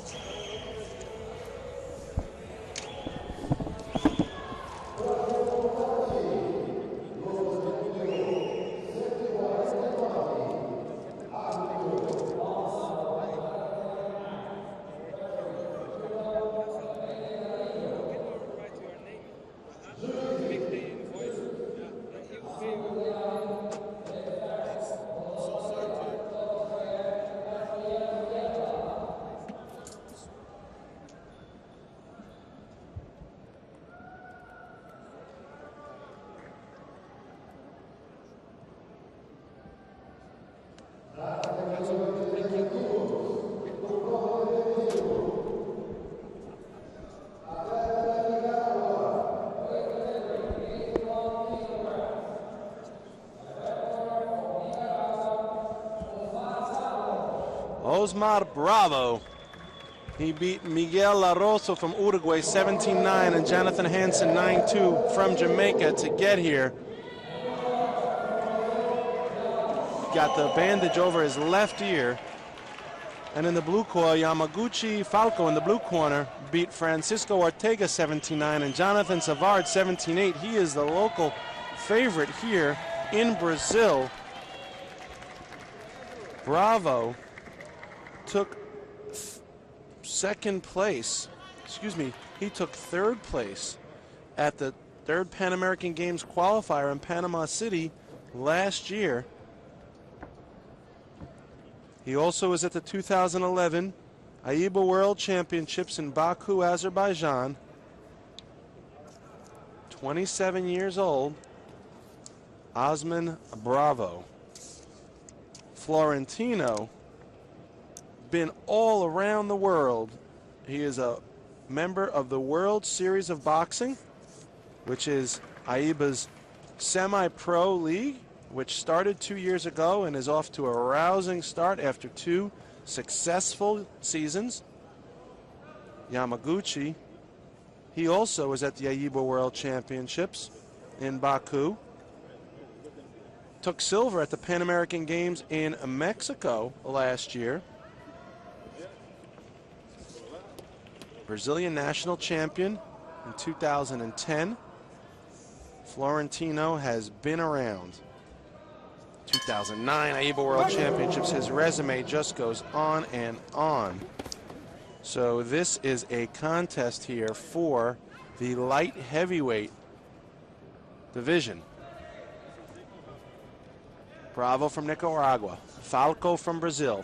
There were 17 boxers in this weight class starting in this tournament.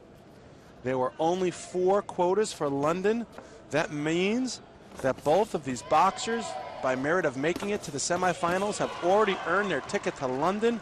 This is an opportunity for Falco to show off in front of his hometown, give them a preview of what they're going to get to see when he goes to London. And for Bravo, much of the same. He knows he's in the group to London, but now he wants to win this contest and put fear in the minds and hearts of all of the light heavyweights, not just here in Brazil this week, but throughout the world. Show them a little bit of what they're going to taste in the Summer Olympics. You see Falco now boxing in the southpaw stance. Yamaguchi Falco, 24 years old. Sharp, fast right hooks over the left hand of Bravo. Bravo with a long right hand from range and a nice left to the body. Falco really letting his hands go now. The left hand looked like it stunned Bravo, and Falco trying to end this one early. Doing some fancy footwork, and no pun intended, is Falco.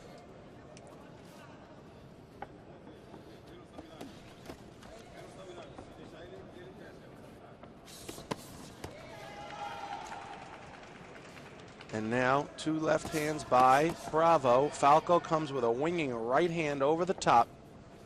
Falco, a classic boxer puncher. He stays on the outside, light on his feet, feints with his fists, feints with his head, looks for opportunities, looks to create opportunities, and Bravo looks a little bit stunned, like he's seen a ghost. The ghost of Yamaguchi Falco, standing right in front of him. And yet, is he? Easier said than done, as Falco may be standing in front of you, but it doesn't mean you can hit him. And when the punches come from the angles that they come from, it makes it all the harder to defend. Nice long right-left hand by Falco as Bravo covers up. Right to the body, another chopping right hook over the left hand of Bravo. That looked like it shook him. These are fast and furious punches thrown by by Falco, and Bravo set off balance there towards the end of the round. A nice right hand by Falco to end the round. So Falco starting to pull away here The first round saw him decisively ahead. It was a 6-1 round for Falco, and we'll be right back with round number 2. See Bravo ranked number 53 in AIBA.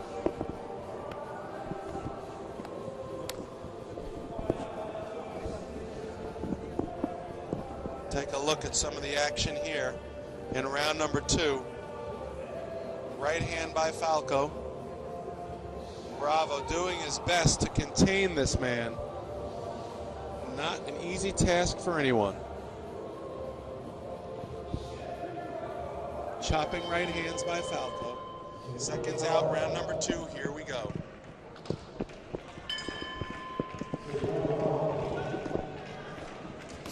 Falco comes out of the gate sharp. Still boxing in the southpaw stance as Falco. Gets his shoulder low. Bravo looking for an opportunity. Notice how every time Falco throws his punches, he moves. Great lateral movement. He's forcing his opponent to constantly circle as well, except it's a difference between leading the circle dance and following. As long as Falco is leading, his opponent has no idea what to do next. And Bravo looks a little befuddled and confused here. Double right hand by Bravo. By Falco. Left to the body, followed by a right to the body. And Falco beating his man to the punch, but Bravo to Bravo for staying in there amidst the storm. Just staying patient and waiting for an opportunity. It doesn't look like he's creating many opportunities, but perhaps he's waiting for an opportunity for Falco maybe to make a mistake. If this man makes mistakes, he's only human, but is he? Falco has not made a mistake yet, it seems. Right to the body by Falco. Right upstairs, good defense by Bravo to block that last one. Left right to the body by Falco, right hand by Bravo, so Bravo pushes the head down of Falco a little bit, gets away with that one. Right to the body, then back upstairs, all by Bravo. However, Falco unfazed, unblemished. Lead left hand by by Falco. Double right hand by Falco.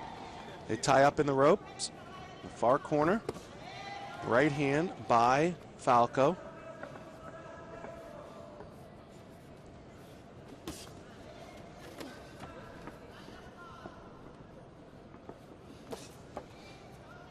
And as they circle, that long jab by Falco continues to be thrown out there with authority. 45 seconds to go in this round. Bravo covers up now, and the referee issues a caution to Falco. Falco, hands down, trying to lure Bravo in. Sticks out a jab, does Falco. Nice lead left by Falco. Throws it in there, ducks away, circles to his left, and brings it right back to the center. Bravo digging shots to the body, left and right, and Falco continues to make this all about him. Which is exactly what a boxer wants to do in there.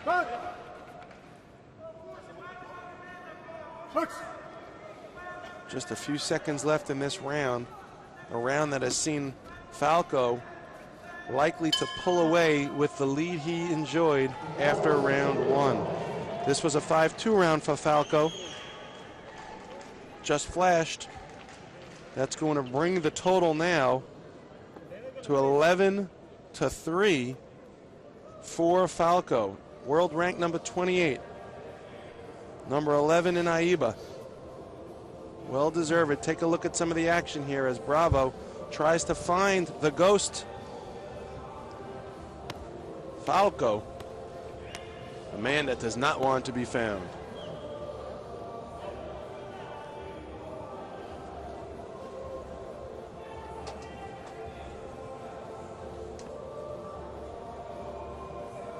Boom, there's a right hand by Falco and a right counter. Nice to the chest by Bravo, but those landing punches are few and far between.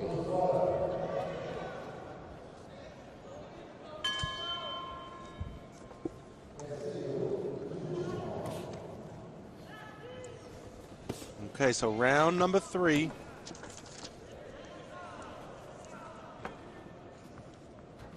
Omar Bravo from Nicaragua. Yamaguchi Falco from right here in Brazil. 6-1 in the first round, 5-2 in the second, both for Falco. Again, these boxers have already earned their ticket for London. We are at the 2012 AIBA American Olympic qualifying event in Rio. I am Castle Chalice calling the action from ringside, and boy, this is fun. This is some of the best boxing in the world, certainly on this continent. The Americas, North America and South America, Canada and Mexico, all of the great boxing countries in South America.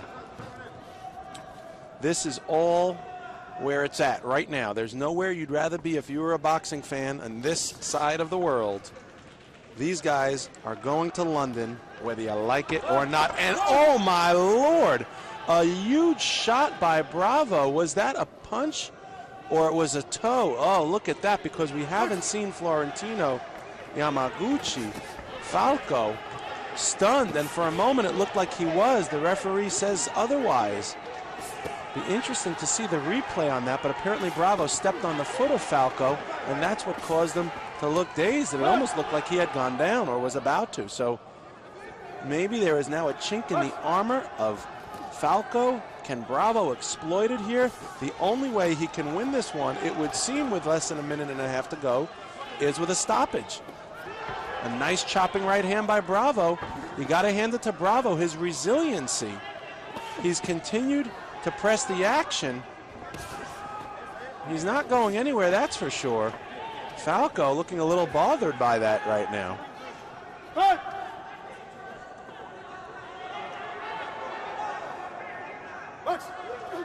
Right to the body by Bravo.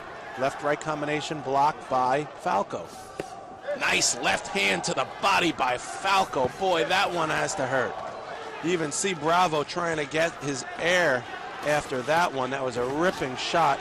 Another left to the ribs, and it looks like Bravo is a little bit hurt in there, trying to gain composure with 40 seconds left. Can Falco actually stop this one early? That would be an unbelievable boon to the Brazilian economy here at the Maracanãzinho Gymnasium. Looks like Bravo is just a shell of himself right now as he's trying to make it to the finish line with 20 seconds left.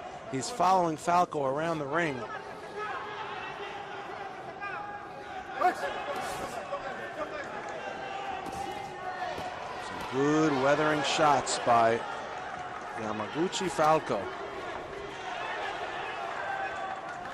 In the waning moments, the crowd really starting to let Yamaguchi feel it and to hear it. They're proud of what their man has done.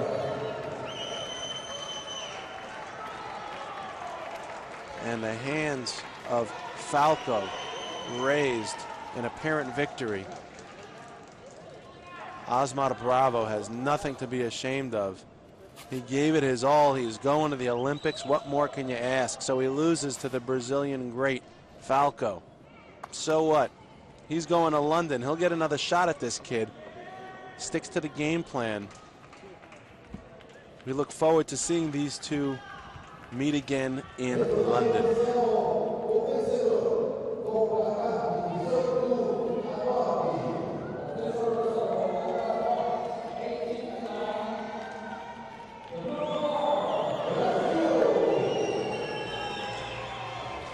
There you have it, with a 7-6 round, the best round that Bravo had so far, makes it an 18-9 victory for Falco, and he shows his support for his fans around the arena.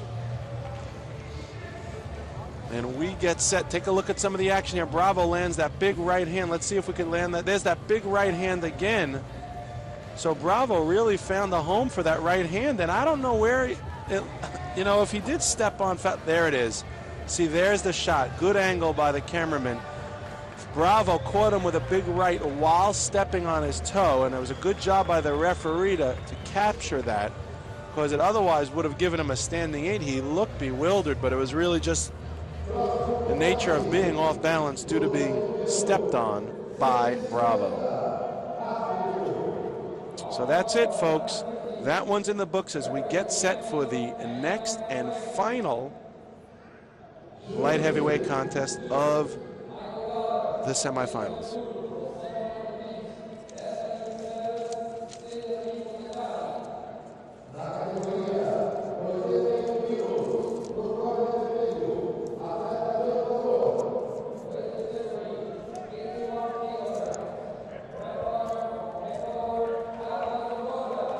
Carlos Gongora had a walkover in the first contest, 13-5 point victory over Cabanero of Venezuela in the second. Carlos Gongora, 22 years old, from Ecuador. And Marcus Brown from the United States had a 12-6 win over Dominican Felix Valera, and then referee stopped the contest due to head injuries in the first round of Declan Caliste from Trinidad. So Marcus Brown coming off a big victory with a first round stoppage in his last contest. Brown also 21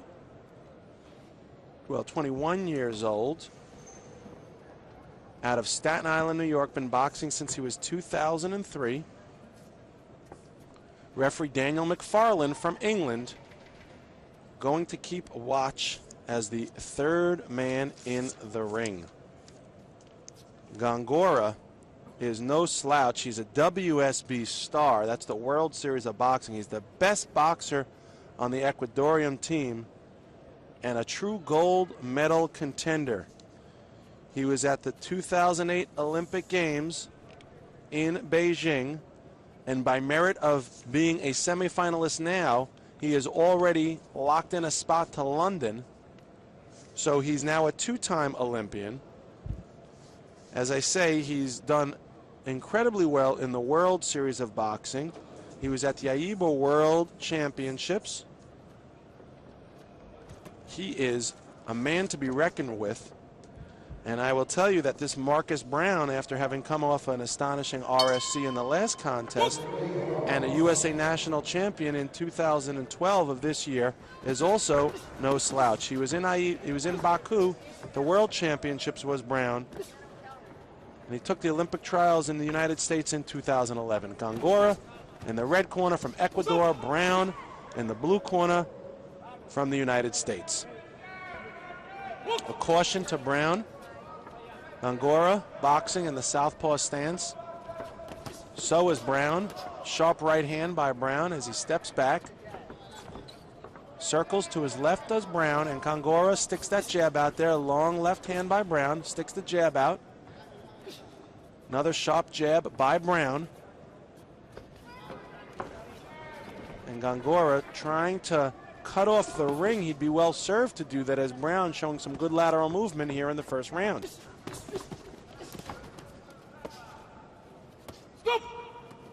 The referee stops the contest. He issues a caution to Brown for holding the head of Gongora.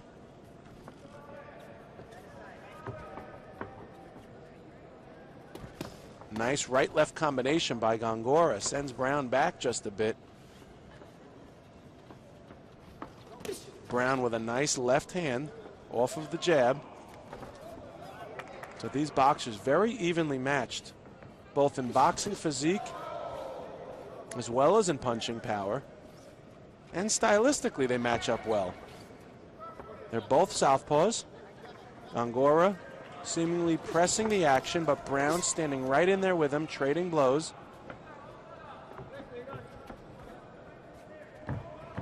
Brown, nice feint right-left combination. Good work by Brown behind the jab. You need to use that jab in this sport. George Foreman once said this sport is easy if you have a jab. He couldn't have been more correct. And now Brown pushes Gongora off the break.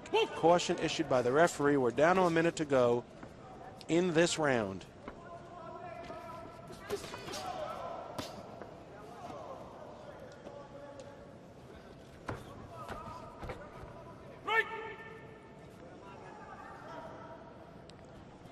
Brown comes forward. Gongora throws a right, pulls it.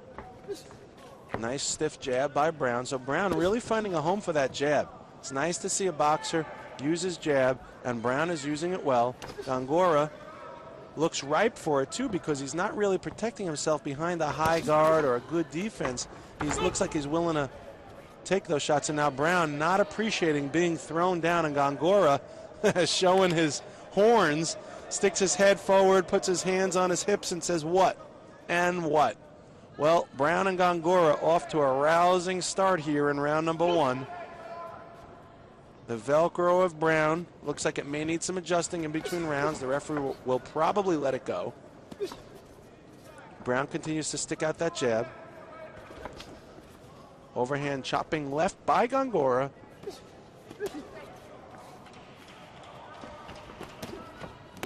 And 2 chopping left hands by Gongora land on the head of Brown. So Brown needs to do a better job keeping his hands up and protecting his head. Round number 1 in the books.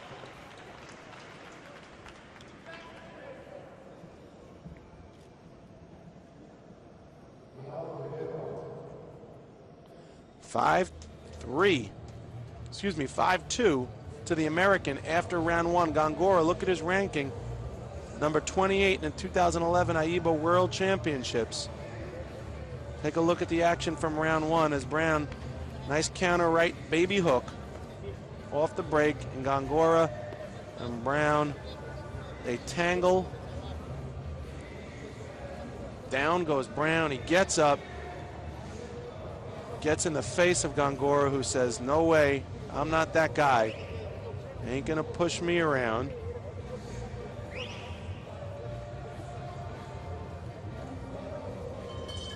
Sticks his head into the chin of Brown. And Brown gets the better of that first round. Let's see if Marcus Brown can continue to maintain the lead over Ecuador's best boxer and Olympian, Carlos Gongora. 2-time Olympian, I should say, because Brown himself is already an Olympian this year, but Gongora has been to the big dance in 2008 in Beijing, where he took 7th place with a loss to Vijender Mahimal Singh of India.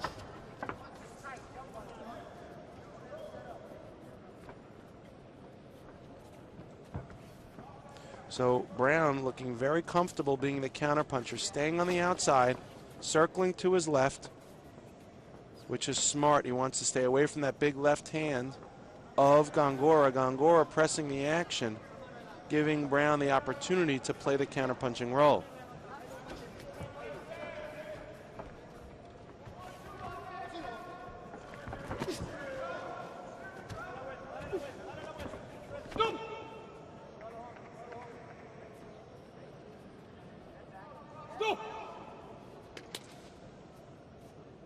And as the referee issues a caution to Brown, Gongora continues to come forward, adjusts his own headgear. Brown circles to his left. Throws out that jab 3 times with a nice, there was a double or triple jab by Brown, followed up with a right hook. Good work, looking like a Shaolin monk in there. Marcus Brown. Hard to be 3 places at once, but Marcus Brown doing a good job at making himself a moving target for Gongora. Gongora back against the ropes. They lock horns now. A little inboxing, some dirty boxing going on right now as Gongora's got his right arm locked in Brown's grasp, throws his left. The referee issues a caution to Gongora.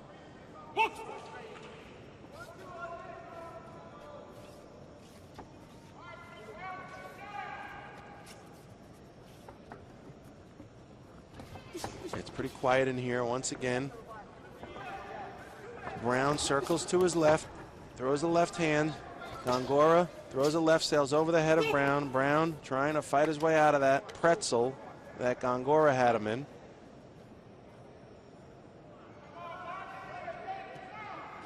The referee is now issuing a point deduction to Brown, or rather giving it to Gongora. That's not good with Brown up on the scorecards in the first and seemingly up in the second. He just gave a point to Gongora.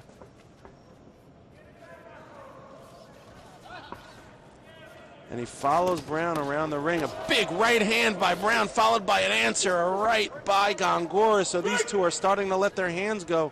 They're both ripe to eat those punches because they both keep their hands down low, and they're both big punchers.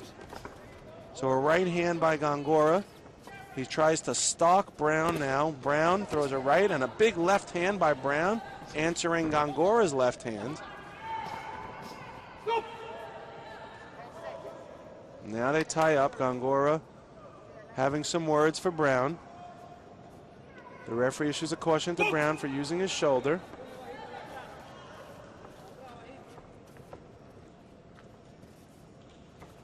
Tactical matchup as Brown and Gongora both exchange to end the round.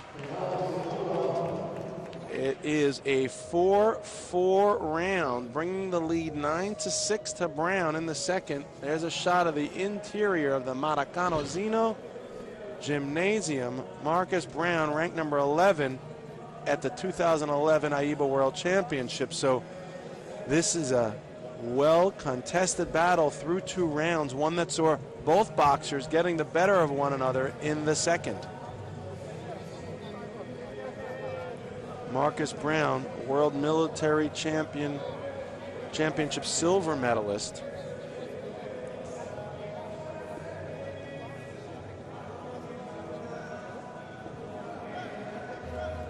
Take a look at some of the action here from the last round, and you'll see why this is such an exciting contest.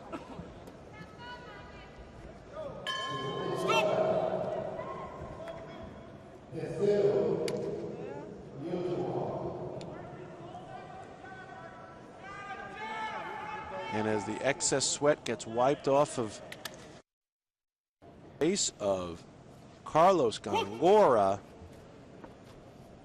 Marcus Brown gets back to basics, sticking a jab upstairs and down to the body. Covered up is Gongora, and Gongora continues action. Brown circling to his left, using good jabbing, just like he was in the first round. Gongora catches him with a right there.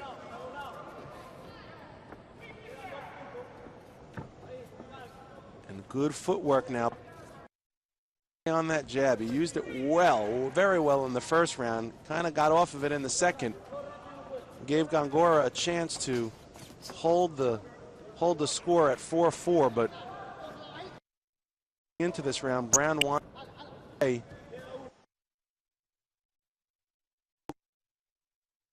Waning moments.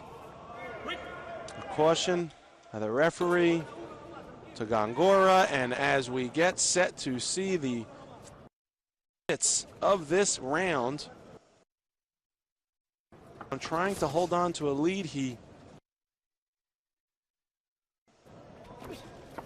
We are in sunny Rio de Janeiro, home of the 2014 World Cup, home of the 2016 Summer Olympic Games, right now witnessing the 2012 AIBA American Olympic qualifying event. AIBA proud to showcase not only its new league, the World Series of Boxing, but also introducing the APB, the AIBA Professional Boxing League, set to launch in the very near future as AIBA intends to take control of boxing on a world scale level, not just at the amateurs ranking, but also at the professional rankings. And now you see why, because they put together such wonderful events, international, like the Olympics, like these continental qualifiers, like the Pan American Games. World Military Games are also and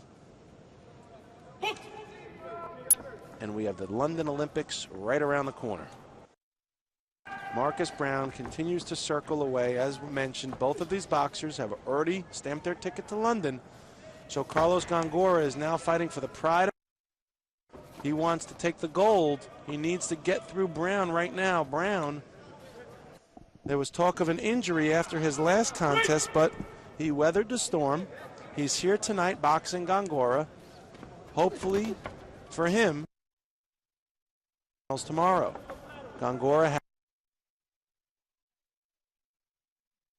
hand, it seemed, by Gongora, but he him with one on the way in.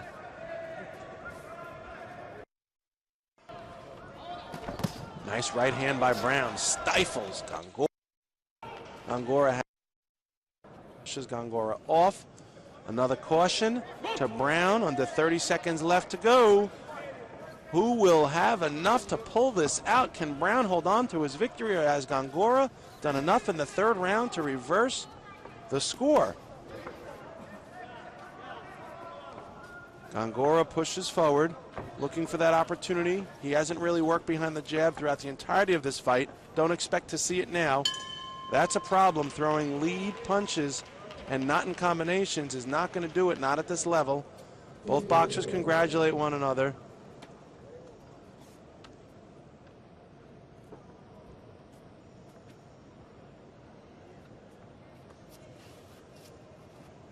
Brown comes back to his corner.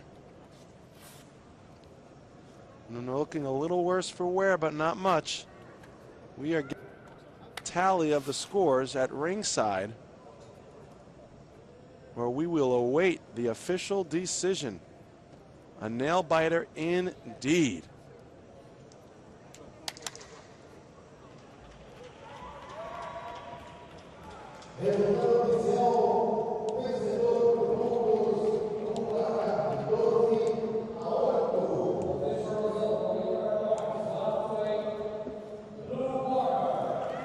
And with a 3-2 victory in the third round, 12-8 victory goes to Marcus Brown, who will move on to the finals tomorrow.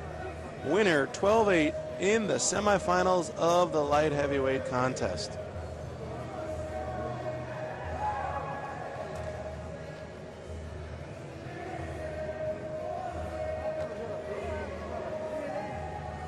Take a look at some of the action from this last round. You will see how Brown got the victory. Some good defensive posturing, making himself a difficult target for Gongora.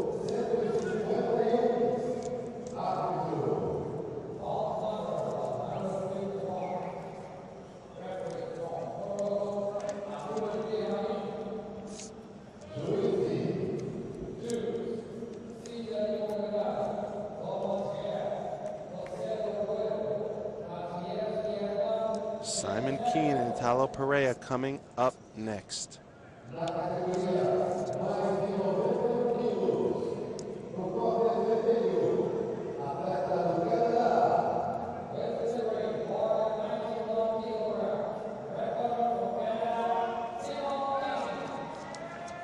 Here he is from Canada, Simon Keane. This is a super heavyweight contest. He beat Christopher Joseph with an RSC in the first round to get here tonight.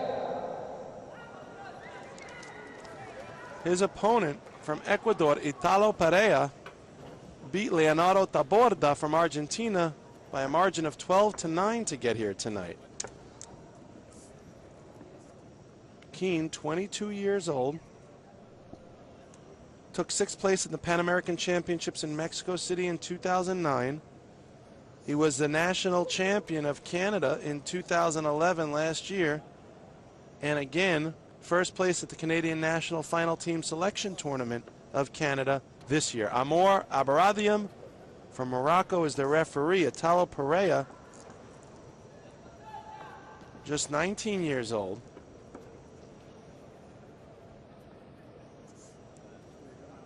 He too has himself some accolades. Took bronze at the Copa del Pacifico tournament in Ecuador in 2010, but more importantly took gold at the Pan American Games in Guadalajara just last year. Also took gold at the Independence Cup in República Dominicana earlier this year. So we've got a very engaging matchup, made more engaging by the fact that although 15 super heavyweights came into this tournament, there are only 3 remaining quotas for London. That means The winner tonight grabs a spot in London, the last spot in London for the super heavyweights. The loser goes home. You think there's pressure? You think there's a lot riding on this fight for Keane and Pereira and their countries, Canada and Ecuador, to send the super heavyweight to the Olympics? And it all comes down to this. This is Castle Chalice calling the action from ringside, and there's nowhere else I'd rather be. It doesn't get better. Keane sticks out a jab. Pereira staying on the outside. Keane, a lumbering man. Really a giant in there. He towers over Pereira. Also looks to outweigh him by a good 15, if not maybe 15 pounds. Pereira a little shorter and stockier, so perhaps not that much, but Keane clearly has a few inches on his man. Nice left hand by Pereira, blocked by Keane. A left to the body by Keane. And it looks like he may have hurt, and he did. A body shot by Keane hurts Pereira. Standing 8 count goes to Pereira. He shakes it off.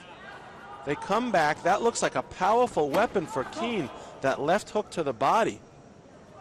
Hopefully for him that wasn't just a one-hit wonder and he could do that again.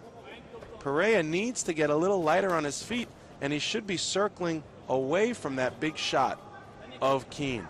Standing right in front of him, making him an easy target for Keane. Keane looks like he's punching down on Pereira, trying to find an opportunity to land the big shot. There's a left hook by Keane as Pereira has his hands awfully low. You don't want to keep your hands that low when you're in there with a guy as big as Keane. Double left jab by Keane, nicely done. Now goes downstairs, and Pereira doesn't like it. Looks to the referee, and Keane says, what? What did I do? Perhaps Pereira thought it was a little low, that jab, but just the same, we're under a minute to go in this first round. Big left hand by Pereira. Keane ate that one. Double left, nice jabbing by Keane. Even when they don't hit, just throwing them out there is going to have to keep Pereira on guard. Big left hook by Pereira. And now Keane continues to press the action. Under 30 seconds to go. Left hook by Keane. Upstairs, left jab straight down the pike by Keane. Another jab by Keane. Another jab, doubles it up, triples it up, quadruples it up. So Keane, really nice work with that jab here in round number 1. Keeping it in the face of Pereira, keeping him off balance. Left to the body by Pereira. Left hook by Keane, blocked by Pereira. So round 1 is going to come to a close, but it did see Pereira get a standing 8 count with a body shot, and the Canadian takes a lead here 2-1 in the first round. So it's a close one.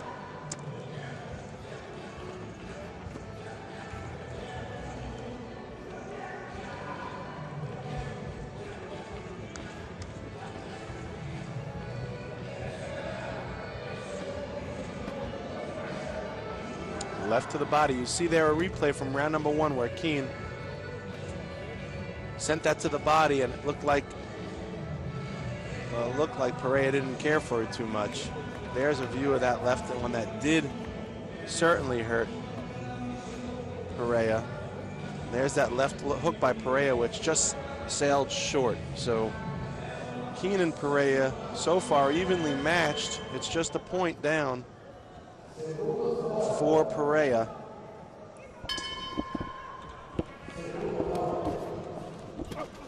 And here's round number 2. Keane ripping a shot to the body. The referee issues a caution to Keane. Boxing resumes. Double left, triple left. Look at the way Keane uses that jab. It's going to make it very difficult for Pereira to see if he keeps the jab in his face like that. Nice left. There's that left hook to the body by Keane that scored for him in round 1. So Pereira, we know that shot bothers him, and he keeps his right hand high enough that he's leaving his left side of his belly wide open. And there goes Keane again. Very nice to see the big man using the jab. The jab will set you free. So far, Keane working well behind it.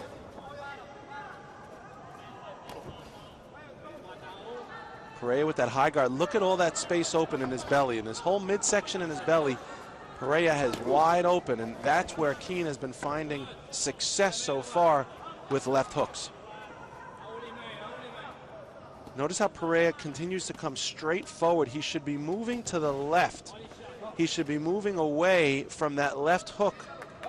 Normally, conventional wisdom says don't walk into the big power punch, in this case the right hand of Keane, but Keane has yet to show that right hand is beginning to do any harm for Pereira. It's all his left hand. It's the jab of Keane, it's the left hook of Keane that have been causing Pereira the most trouble. So Keane at this point should do what he can to stay away from that left. That would be by circling to his own left. Instead, he continues to come straight forward, giving Keane, the artist, a great canvas upon which to paint. We're halfway through the second round. Pereira just continues to clod forward, making it really easy for Keane to decide when to punch and where and how.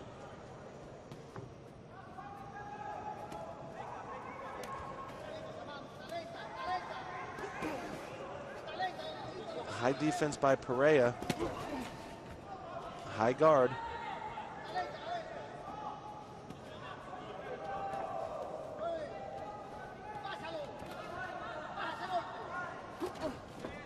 And now Pereira pushes Keane back up against the ropes.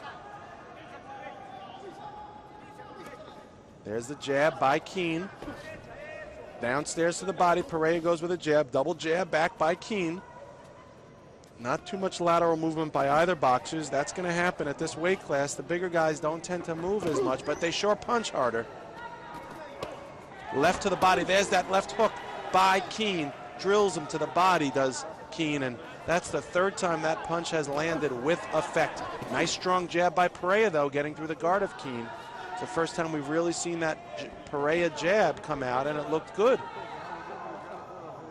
Keane certainly wasn't expecting it. That's it, round two in the books. Remember, the first round was 2-1 to Keane, and this round is all tied up, so Italo Pereira from Ecuador keeping this contest close. Let's take a look at some action from round number two as we get set for the third and final round. One man will get his ticket to London, the other will not. Who will it be here at the 2012 AIBA American Olympic qualifying event?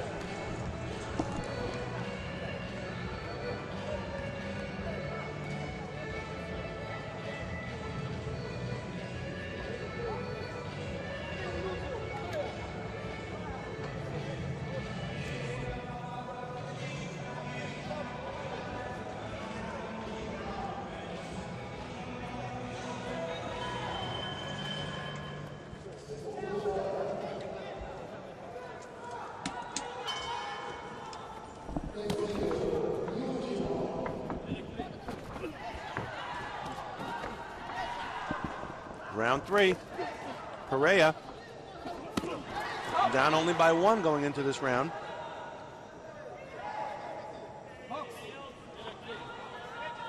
Keane, on at least 3 separate occasions, has shown a keen ability for throwing that left hook to the body, digging it to the right side of the rib cage of Italo Pereira. Pereira does not like it. Big left-right combination. We've seen Keane using that jab through rounds 1 and 2, but hadn't really set it up for anything thereafter. In this instance, we see the big right hand follow. Nicely done by Simon Keane. There's a left hook by Keane, tries to wrap it around the high right glove of Pereira. Pereira comes back with a lunging left hook of his own, but Keane showing good awareness to stay away. There's that left hook to the body again by Keane.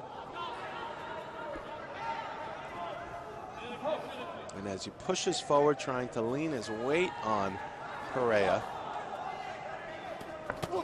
Lunging left hand by Pereira. That one looks like it stunned Keane. It did. And Keane just ate a big left hand that he did not like. He gets a standing 8 count. He's breathing heavier now. Can Italo Pereira?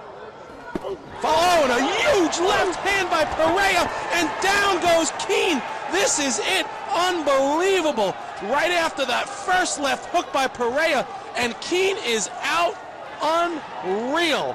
The shot of the evening, perhaps the shot of the tournament. Keane is trying to get up. The doctor will not let him. He just ate a big left hook. He was ripe for another. Pereira lunged forward. He hit Keane so hard. For a moment, it seemed as if Keane was able to take it, but then a delayed reaction, he went down. An unbelievable crushing shot. Watch again with all of the force behind him, and Pereira nails Keane with a left hook. Unreal action. And there is Keane. Down he goes like a big oak tree. They call that a huge left hand. They call it a lot of things. But that is a game changer right there. And Pereira nails Keane. And just like that, with one punch, Keane up on points going into the third. All he had to do was stay away, and he would have gone to London. Instead, it's Pereira, thanks to a huge left hand. He'll be going to London instead. What an exciting finish to a super heavyweight contest that saw Keane getting the better of Pereira through 3 rounds with effective body punching and jabbing. And Pereira out of nowhere with 2 left hooks, the first one to set him up and the second one to knock him down.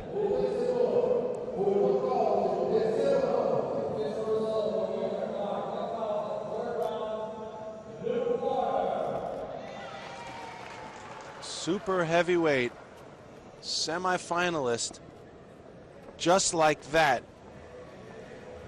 And Italo Pereira from Ecuador is going to London to represent his country of Ecuador. Congratulations. You'll see again here a repeat. There it is. That was the first one that got a standing 8 to Keane, and that was the second one. His knees buckled. Standing 8 count began, and he just did not know where he was. Good night, Irene.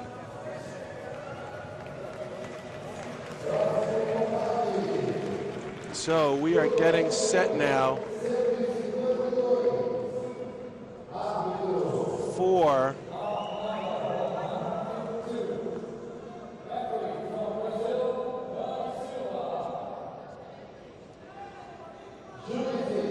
the next and final contest.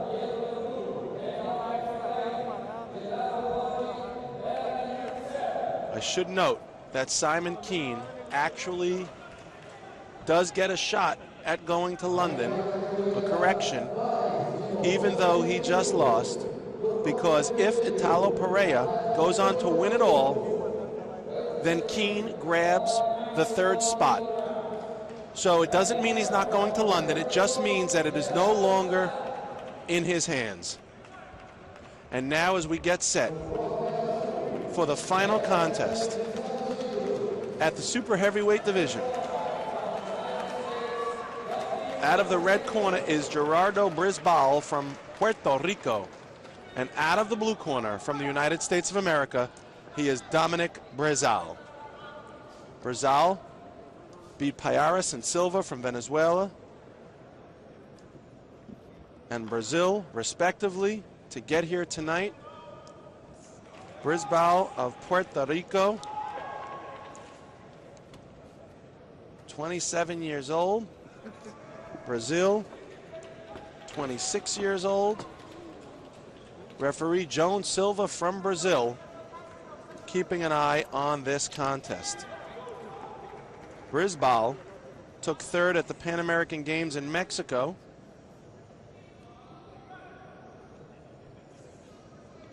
Brazil won the USA National Championships this year. Got the gold there. Both of these boxers want London so bad? Are they willing to put it all on the line?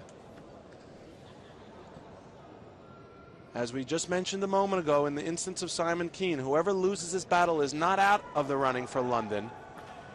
It just means that it's no longer in their hands. It'll come down to who wins the finals tomorrow night.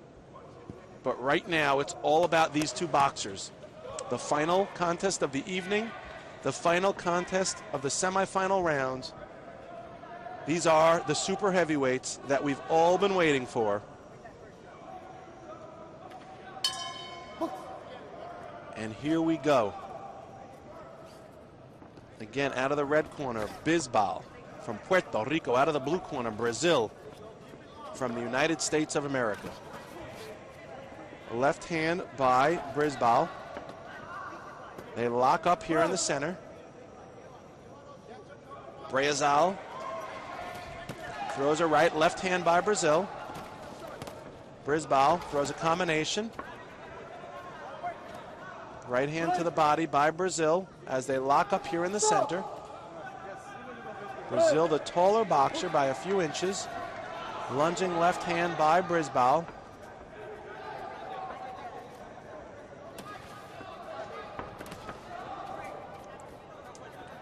Brazil has Bisbal in a headlock. Now they're locking horns here in the center as Bisbal pushes Brazil off of him. Left hand by Brazil. So we're off to a somewhat slow start as both of these boxers look for the opportunity to break through the other's defense. The opportunity of a lifetime. A left hand by Bisbal scores to the face of Brazil. Bisbal, recognizing the size disadvantage he has, stays on the outside, wants to avoid any big shots by Brazil.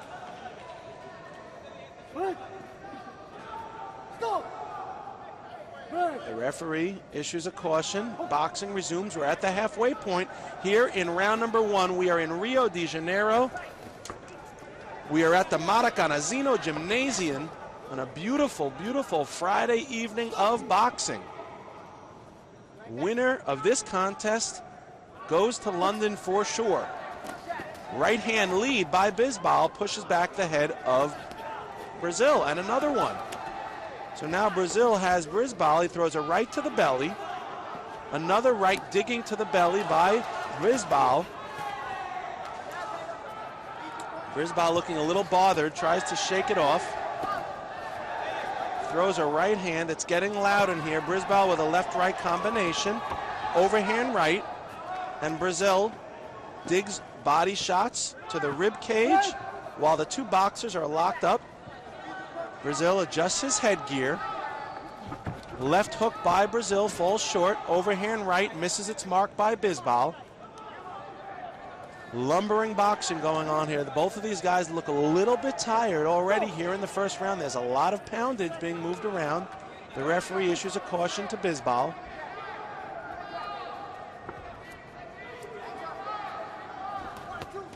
A big left hand by Bisbal, looks like it connected to the face of Brazil, and a right hand to the side of his temple. So they lock up again. The first round has had a good ebb and flow. Both boxers locking up a bit. The referee issues a caution to the Puerto Rican Bisbal. Just under 10 seconds to go here in round one. Left hand by Bisbal and a right hand on the break, or rather on the bell. And it looks like after the first round, the Puerto Rican has a lead by a score of 5-3. Gerardo Bisbal. He chooses to stand in between rounds, and so does Brazil. Take a look at the action from the first round. Brazil catches Bisbal with a right to the belly or the rib cage, and Bisbal comes back with a chopping right to the head of Brazil. As we said, these are both very big men, very muscular, very strong. There's a lot of weight and force behind these punches. And you could see that these punches, when landing, have a lot of impact. There's a right over the left hand of Brazil by Bisbal. And Brazil comes back with a left hook that just misses the chest of Bisbal. So round number 2, 5-3 Bisbal as we get set for the second round. Left hand by Bisbal. Looks like that one scored to the face of Brazil. Brazil continues to rip shots to the body while they're locked up. A left to the body by Bisbal. Brazil definitely charging his man, walking him down, trying to create opportunities. Overhand right by Bisbal off the ropes. Brazil continues to follow him. Left hand by Bisbal. Some in the crowd appreciated that. It would be nice to see Brazil use that jab. He's got a long, lean frame. He would seemingly be very successful by using that jab from this distance, setting up Bisbal for a big right hand. But so far, we haven't seen much of the jab from Dominic Brazil, and Bisbal has been landing some cleaner shots that have given him the lead through round 1, but Brazil is very much in this contest. They lock up here. The referee issues a caution. A minute now down in the second round. Brazil throws a left hand, big right. Bisbal does a good job locking up here. Has Brazil in the corner. As the moments tick away here, Brazil comes forward, uses the jab, doubles it up. Nice chopping right, but a big right hand by Bisbal. So these two big boys, this is a tension-laced fight. Either of these boxers can stop this on a dime with one big shot.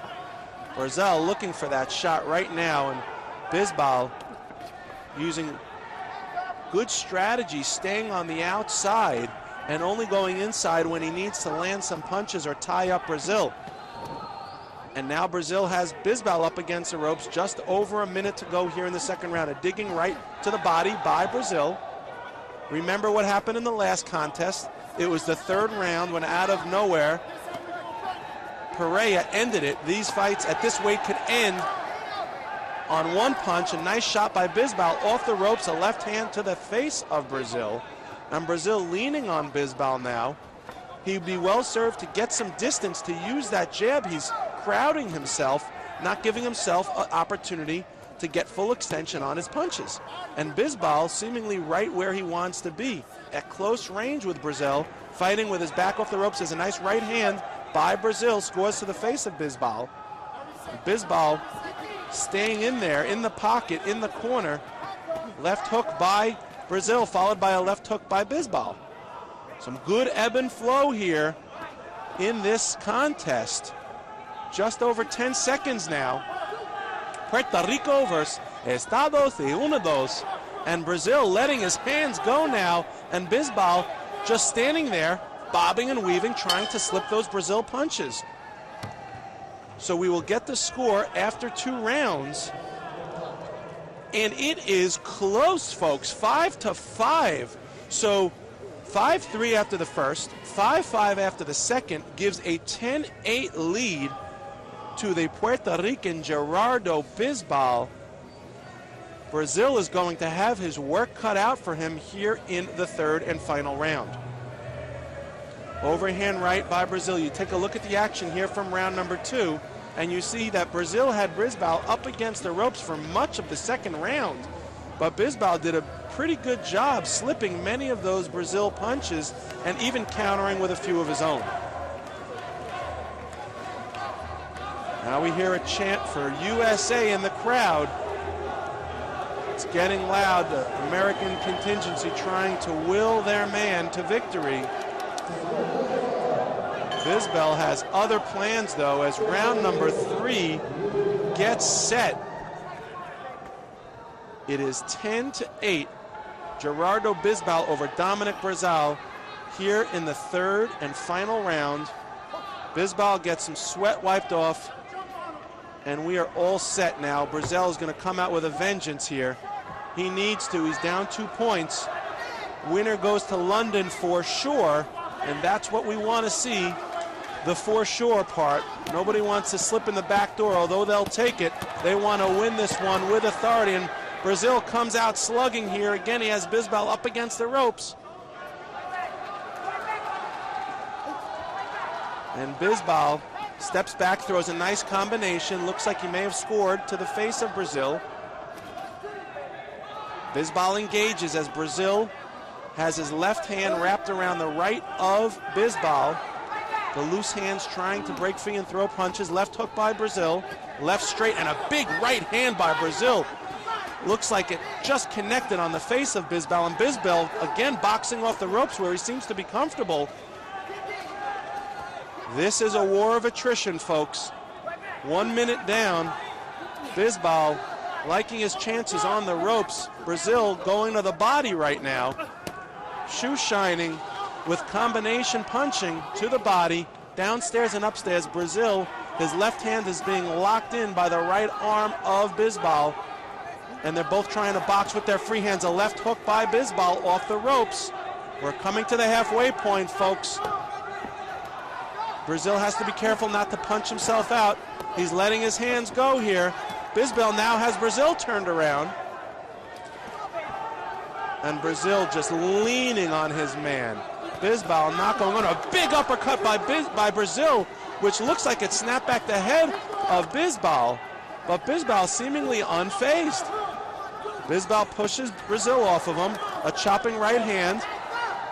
Brazil still doing work on the ropes as Bisbal feeling comfortable right there. Brazil will not let him escape the ropes. And finally, the referee comes to the rescue and separates the action. There's 1 minute left, folks. Again, it was a 5-3 round in Bisbal's favor in the first. It was 5-5 in the second. This is anyone's contest. Bisbal and Brazil going toe-to-toe here in Rio de Janeiro. Everyone in the stands on their feet. The referee issues a caution to Dominic Brazil for using his head. Bisbal starting to show signs of energy by bouncing on his toes. Again, he's on the ropes. A standing 8 count to Bisbal.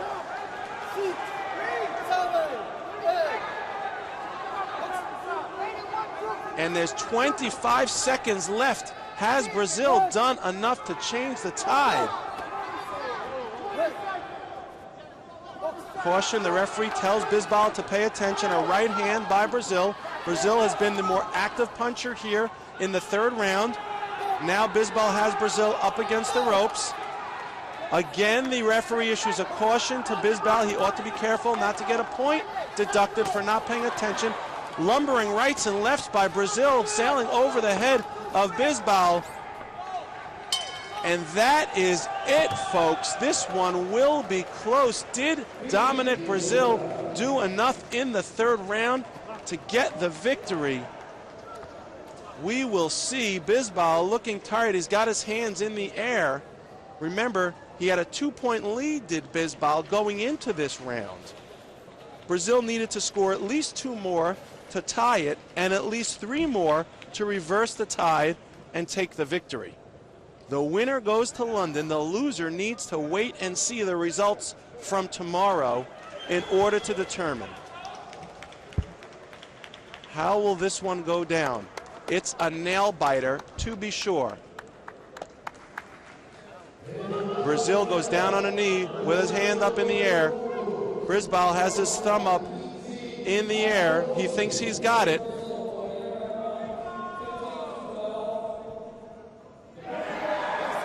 And Brazil has done it with a 7-2 victory in the third round. Dominic Brazil pulls out an amazing win with a 15-12 victory over Bisbal. So congratulations to Brazil. He's going to London. This was an amazing contest, and both boxers deserve what they get. Bisbal still has a chance to go. He simply needs to have Brazil win it all tomorrow, and he will be the victor. So that has been it, folks. An excellent night of boxing, an excellent day of boxing here in Rio de Janeiro, a fitting place for Brazil to get his ticket to London punched right here in Brazil. See some of the action right there from the last round.